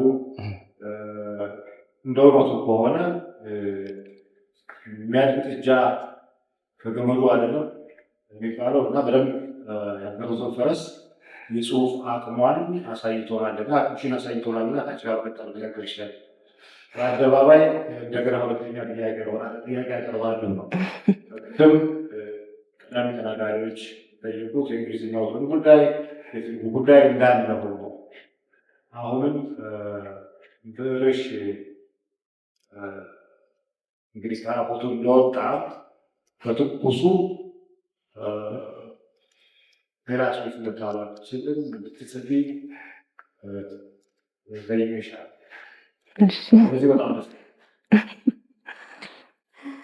አመሰግናለሁ ፕሮፌሰር ፍሬው። እኔ ያው ፍሬው እያልኩ ነው የምጠራው። አመሰግናለሁ። እቀጥላለሁ። እኔ እንደውም እግዚአብሔር ከረዳኝ በቅርቡ በአንድ ጊዜ 2 መጽሐፎችን ለማስመረቅ ነው አሁን እየሰራው ያለሁት። ምክንያቱም ይሄን መጽሐፍ ያነበቡ ሰዎችን ጥያቄያቸውን ችላ ብዬ ማለፍ አልችልም። ብዙዎች ናቸው እየጠየቁኝ ያሉት እና ከመለስኩ አይቀር ብዬ ለምን ከአንድም ሁለት መጽሐፍ በአንድ ጊዜ ይዤ አልወጣም ብዬ እየፈጋው ነው። እንግዲህ ሌት ተቀን ባለቤቴ ይመሰክራል። ስጽፍ ነው ማድረው። እኔ የመጽሐፍ ልምዴ ሌሊት ነው እና ስጽፍ ነው ማድረው። እንደውም ብዙ ጊዜ እሱን ረብሸዋለሁ እና ቃልህን እጠብቃለሁ። እግዚአብሔር ይርዳኝ። እዚህ በርባንን ለማስመለጥ የተደረገ ርብርብ ያልሸዋለ ስለ ማርክ ፎርክነር በርባንን ኢየሱስን ስቀለው በርባንን ግን ፍታልን፣ በርባንን ለማስመለጥ የተደረገ ርብርብ ይሄ በበርባን የመሰልሽው? አዎ በርባንን ማርክ ፎርክነርን በበርባን ነው ወደ እሱ ጎራ ነው የከተትኩት። ምክንያቱም በምትሰማው የክስ ሂደት ውስጥ እሱን ለማስመለጥ ብዙ ሰዎች ሲጥሩ ታያለህ። ከዴኒስ ሙሊንበርግ ማለት የቦይንግ ሲኦ ናቸው። ከሳቸው ጀምሮ ለጥያቄ ሲቀርቡ ይሄዱና የሱ ፖይንት ላይ ሲደረስ እሱን ለማስመለጥ ብዙ ሲለፉ ሲደክሙ ታያለህ እና ያንን ስታይ ይቆጭሃል። ማርክ ፎርክነር ማለት ለምሳሌ አንድ ጊዜ ሮጀር ዊከር የሚባሉ የዚህ የአሜሪካን ሀገር የአደጋውን ያጣራ የነበረው ኮሚቴ ሰብሳቢ ናቸውና እሳቸው አንድ ጊዜ ወደ 246 ፔጅ የሚሆን ሪፖርት ልከውልን ነበር ለተጎጂ ቤተሰቦች እና የምትገናኙበት ቻናል ያለ ይመስለኛል። የተጎጂ ቤተሰብ ልክ ያ አደጋ አንድ ያደረጋችሁ፣ ምክንያቱም ያንቺ ጉዳይ አይደለም። እዚህ ውስጥ ከሌሎችም የሚገኙ መረጃዎችን ሁሉ ታያለሽ፣ ትጻጻፋላችሁ ማለት ነው። እንጻጻፋለን፣ ሪፖርቱ ይደርሰናል እና ያኔ እኚህ ሰው ሮጀር ዊከር የሚባሉት ሰውዬ ይሄንን ሪፖርት ሲልኩልን በተለይ የቦይንግ ኢንጂነሮች መሀል ይደረግ የነበረው የኢሜል ልውውጥ ምን ያህል ልባችሁን እንደገና እንደሚሰብረው አውቃለሁ፣ ግን ማወቅ ስላለባችሁ ነው ብለው ነው ያንን ኢሜል የላኩልን ማለት ነው። እና እዛ ኢሜል ልውውጥ ላይ ማርክ ፎርክነር ይላቸው የነበሩት ነገሮች ስለ አይሮፕላኑ ችግር ውስጥ እንደሚወድቅ እንዴት ያቅ እንደነበር ኢቭን የራሱን ሰዎች ይሄን አይሮፕላን የሰሩት ጦጣዎች ናቸው እስከሚል ድረስ የደረሰ ሰው ነው። እና ያንን ግን አይሮፕላኑ አብራሪዎቹ ግን የዚህ ሲሙሌተር ስልጠና እንዳይወስዱ የሄደበት ርቀት፣ ምክንያቱም እነሱ ስልጠና ከወሰዱ ቦይንግን ኮስት ያደርገዋልና ያን ወጪ እንዳይወጣ የሄደበት ርቀት፣ እነሱ ስልጠና ከወሰዱ የኤምካስ እዛ ላይ መገጠም ከታወቀ የበረራ ፍቃዱን ይሄ አይሮፕላን ለማግኘት ጊዜው እንደሚዘገይ ስለሚያውቅ እንዴት አድርጎ ስልጠና ያስፈልገናል እያሉ የሚልኩለትን የአየር መንገዶችን ጥያቄ እንዴት አድርጎ ይቀብር እንደነበረ፣ እንዴት አድርጎ ይሰድባቸው እንደነበረ ስታነብ እውነትም ዓለም ከፍርድ ያስመለጠችው በርባንን ነው የሚል ኮንክሉዥን ላይ ደርሼ ነው እንደዛ ብዬ የጻፍኩት። ደግሞ አንድ ቦታ ላይ አሁን የነፍስ ቁማርተኞች በሚል ንዑስ ርዕስ ስር የጻፈችውን አንድ ሁለት አንቀጽ አንብበላችሁ። ሚካኤል ቲል የቦይንግ 737 ማክስ 8 አውሮፕላን የፕሮጀክቱ ዋና መሐንዲስ ነበር። እንደ አውሮፓ አቆጣጠር ሜይ 11 ቀን 2020 ነበር ከአደጋው መርማሪ ኮሚቴ ፊት ቀርቦ መልስ የሰጠው። እንዲያውም መልስ ሰጠ ከማለት ይልቅ እውነትን በአደባባይ ሲቀብራት ዋለ ማለት ሳይሻል አይቀርም። የሚሰጣቸው መልሶች ሁሉ በክህደት ከፈን የተከፈኑ ነበሩና በገዛ ሕሊናው ጓዳ ውስጥ ታፍና ልትፈነዳ የደረሰችው ሀቅ ስትተናነቀው ነበር የዋለችው። በሚካኤል ቲል ጭንቅላት ውስጥ ብዙ የሸፍጥ ሐሳቦች ተጸንሰው ተወልደዋል። አድገውና ተመንድገውም የብዙዎችን ሕይወት ቀጥፈዋል። አብራሪዎቹ የሲሙሌተር ስልጠና አስፈልጋቸውን በሚለው ሐሳብ ተጠንስሶ የተወለደው ከዚህ ሰው ጭንቅላት ውስጥ ነው። ሌሎችንም በማሯሯጥ የተካነ ሰው እንደነበርም ይነገርለታል። የአውሮፕላን የበረራ ፈቃድ ሂደት እንደ አዲስ አውሮፕላን እንዳይታይ የተደረገው መጠነኛ ለውጥ ነው በማለት ኤፍኤኤን እንዳልተገራ ፈረስ አሯሩጦ የበረራ ፈቃዱን በአጭር ጊዜ ውስጥ ለቦይንግ ያስጨበጠውም እሱ ነው ቦይንግም ያሯሯጥበትን ዋጋ ሞቅ አድርጎ አስጨብጦታል። የተጨባበጡበት እጅ ግን በንጹሐን ደም የተነከረ ነበርና አንድ ቀን የተሸከሙት የደም ዕዳ እንዳበደ ውሻ ክለፍልፎ ይጥላቸው ይሆናል። መኖር ሲገባቸው በኢንዶኔዥያና በኢትዮጵያ ሰማይ ላይ ወድቀው የቀሩት የሰው ልጆች ናቸውና ደማቸው እንደ አቤል ደም ስትጮህ ትኖራለች። ያ ጩኸት ነው ለሰው ሞት ምክንያት የሆኑትን የሚያክለፈልፋቸው። ኤምካስ ላይ ከፍተኛ ስጋት እንዳላቸው ኤድ ፔርሰን እና ሌሎች የቦይንግ ሰራተኞች ላንተ መጠቆማቸውን እናንተ ግን ምንም አይነት እርምጃ ለመውሰድ ፈቃደኛ ያለ መሆንህን ተናግረዋል። ይህ ልክ ነው ተብሎ በአንድ የመርማሪ ቡድን አባል ተጠየቀ። ኤምካስ የአውሮፕላኑን አፍንጫ እንደሚደፍቅና ከአንድ አንግል ኦፍ አታክ ሴንሰር ብቻ መልእክት እንደሚቀበል ያወቅኩት ከአደጋው በኋላ ነው በማለት አይኔን ግንባር ያደርገው አይነት መልስ ሰጠ። በዚህ ጊዜ ጠያቂውም መስቀለኛ ጥያቄ አስከተለ እያለ ይቀጥላል። አንዳንድ ጊዜ ፋሲካ አሁን ስለኛ ሀገር ሰዎች ታሪክ ስለተጻፈላቸው ሰዎች ሲነገር አሟሟታቸው ገናና አደረጋቸው ተብለው የሚነገሩ ሰዎች አሉ። ግን ኑሯቸው ራሱ ሊነገርላቸው የሚገባ አንዳንድ ሰው ህይወቱ ራሱ ሌላ ነው። አሁን ይሄን መጽሐፍ ስትጽፊ መነሻ ሆነሽ እንጂ የተፈጠረው አደጋ የተፈጠረው እልቂት ታምራት ራሱ ብዙ ሊነገር የሚገባው ሰው ነው። አሁን ሰውየው ታምራት ያንቺ ወንድም 43 ዓመት የ48 ዓመቱ ጎልማሳ እንዴት አይነት ህይወት ነበረው? ቤተሰብ፣ ትዳር፣ ልጅ፣ ሙያ ወዘተረፈ። እንግዲህ ታሜ ህይወቱን ያው የመጽሐፉ ግማሹ ክፍል እሱ ነው። ታሜ ያው ከልጅነቱ ጀምሮ ህይወትን በጥሩ መልክ ያጣጣመ ልጅ ነበር። ትንሽ ልጅ ሆኖ ይነግዳል፣ ገንዘብ ያጠራቅማል። ገንዘቡን በባንክ እቺ በእንጨት በምትሰራ ባንክ ገንዘቡን ያጠራቅማል። የታሜ ባንክ የምትሰበረው የጥምቀት ዕለት ነው። ጥምቀት ዕለት እሱ አዲስ ልብስ የሚገዛው በራሱ ገንዘብ ነው። ከቤተሰብ የሚፈልገው ነገር የለም እና ልጅነቱ በዛ መልክ ነው። ያው ወጣትነቱም አለሚያ ዩኒቨርሲቲ በአግሪካልቸራል ኢኮኖሚክስ ነው ዲግሪውን ያገኘው። ከዛ አሜሪካን ሀገር ሄዶ ከክላርክ ዩኒቨርሲቲ ማስተርሱን አግኝቷል። ረጅም ጊዜውን የሰራው በእርዳታ ድርጅት ውስጥ ነው። በተለይ በህፃናት ዙሪያ በሚሰሩ እንደ ሴቭ ዘ ችልድረን ዩኬ፣ ሴቭ ዘ ችልድረን ኖርዌይ፣ ዴንማርክ እንደዚህ በመሳሰሉ ድርጅቶች ውስጥ ነው የሰራው። ህይወቱንም ባጣ ጊዜ ያው እዚሁ በህፃናት ድርጅት ውስጥ ይሰራ የነበረ ልጅ ነው።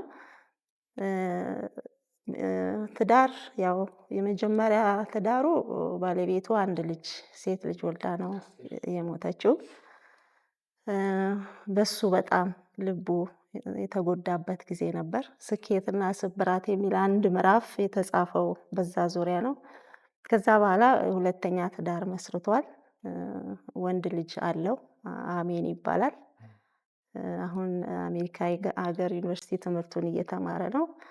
ያው ሴቷ ልጁም እሱ ባረፈ ጊዜ ቻይና ለትምህርት ልኳት እዛ እየተማረች ነበረ። እንግዲህ ያው ይሄ ነው ህይወቱ። ያው ሴቱ ልጁ አግብታ አሁን ልጅ ከወለደች ገና 1 ወሯ ነው እና ያው ታሜ ካመለጠው ነገር አንዱ ትልቁ ነገር እሱ ነው ብዬ አስባለሁ። ከሄደ በኋላ ሊያየው የሚገባው ሊያየው የሚጓጓው ነገር ያ ነበር። ይህን እድል ሳያገኝ ነው የሞተው እና በጥቅሉ ይሄ ነው በትንሹ የታሜ ታሪክ። ውድቀቱን መነሳቱን ጽፋለች እና ደግሞ አደጋግማ የምትለው ነገር አለ እዚህ መጽሐፉ። ልጅ የሰው ልጅ ወድቆ አይቀርም። እውነት ነው፣ ብርቱ ሰው ነው ወድቆ ማይቀረው። በወደቁበት እንዴት መነሳት እንዳለባቸው የሚያስቡ አሉ። እንደወደቁ ደግሞ መውደቃቸውን አምነው እዛው የሚቀሩ አሉ። የሱ ህይወትም በመውደቅ በመነሳት በመውደቅ በመነሳት በመፈተን በማለፍ ለሌላ ፈተና በመዘጋጀት ሂደት ላይ ነበረ። ከዛ በኋላ ሆነ። እንግዲህ ያው ሁሉም ይጠራል፣ የሚጠራበት መንገድ የተለያየ ስለሆነ ነው። ፋሲካ እንደ እግዚአብሔር ፈቃድ ምን አስባለሁ መሰለሽ፣ አንድ ቀን እዛው ቅድም የጠቀስናቸው ማህበረሰቦች ጋር በዚህ መጽሐፍ ላይ እንደምንወያይ አስባለሁ። እንደምንወያይ እግዚአብሔር ይርዳና። ምክንያቱም ተጽፎላቸዋል። የተፈጸመው ታሪክ ማወቅ አለባቸው። ልጆቻቸው መረዳት አለባቸው እዛ አካባቢ ስለተፈጸመው ታሪክ። ማን እንደዛ አደጋ እንደደረሰበት ሌሎችም እዚህ መጽሐፍ ላይ ጠቀሻቸው በሙሉ ሰዓት ስለማይበቃን ነው። እዚህም አሁን ያላነሳናቸው አንዳንድ ጥያቄዎችም እዛ ከማህበረሰቡ ጋር ልንጨዋወት እንደምንችል ተስፋ አደርጋለሁ። የዛ ሰው ይበላል። በዚህ አጋጣሚ አሁን በዚህ ዓመት 6ኛ ዓመታቸው ማርች 10 ይከበራል። ይመጣሉ ሁሉም ተጎጂ ቤተሰቦች ከዓለም ዙሪያ እና አንተም የምትችል ከሆነ በፕሮግራሙ ላይ እንድትገኝ እኔ እንደ ተጎጂ ቤተሰብ ጋብዛለሁ። የዛለት ትልቅ ሐውልት ተሰርቷል በቦይንግ እንትን እሱም ሐውልታቸው ይመረቃልና ትልቅ ዝግጅት ነው። ብትገኝልን ብዬ እንደ ተጎጂ ቤተሰብ ጋብዣለሁ። በጣም በጣም አስፈላጊ ነገር ነው። ፋሲካ ሙሉ እንኳን አገኘንሽ። ብዙ ሊያዋራ ሊያነጋግር የሚችል ሀሳብ አለው መጽሐፉ። እኛ ይበልጥ እንትኑ ላይ እናተኩር ብለን ነው ስለ ፈረሱ ስላልተገራው ፈረስ እናውራ ብለን ነው። የፍትህ ጥያቄ ጎልቶ እንዲወጣ ነው። በየጊዜው በየቦታው የሚወድቁ የሚያልፉ እንባቸው ያልታበሰ ጮታቸው ያልተደመጠ ድምጾች አሉ። ስለነዛ ድምጾች መናገር መቻል ራሱን የቻለ የፍትህ ሰው መሆን ነው። ከነዛ መካከል አንዱ አንቺ ነሽ። እዚህም ተገኝተን ደግሞ በመጽሐፉ ላይ እንድንዋይ መደረግ መቻሉ ራሱ ትልቅ ነገር ነው። እንዴት ነበረ ከፋሲካ ሙሉ ያልገሩትን ፈረስ ላይ የነበረን ቆይታ?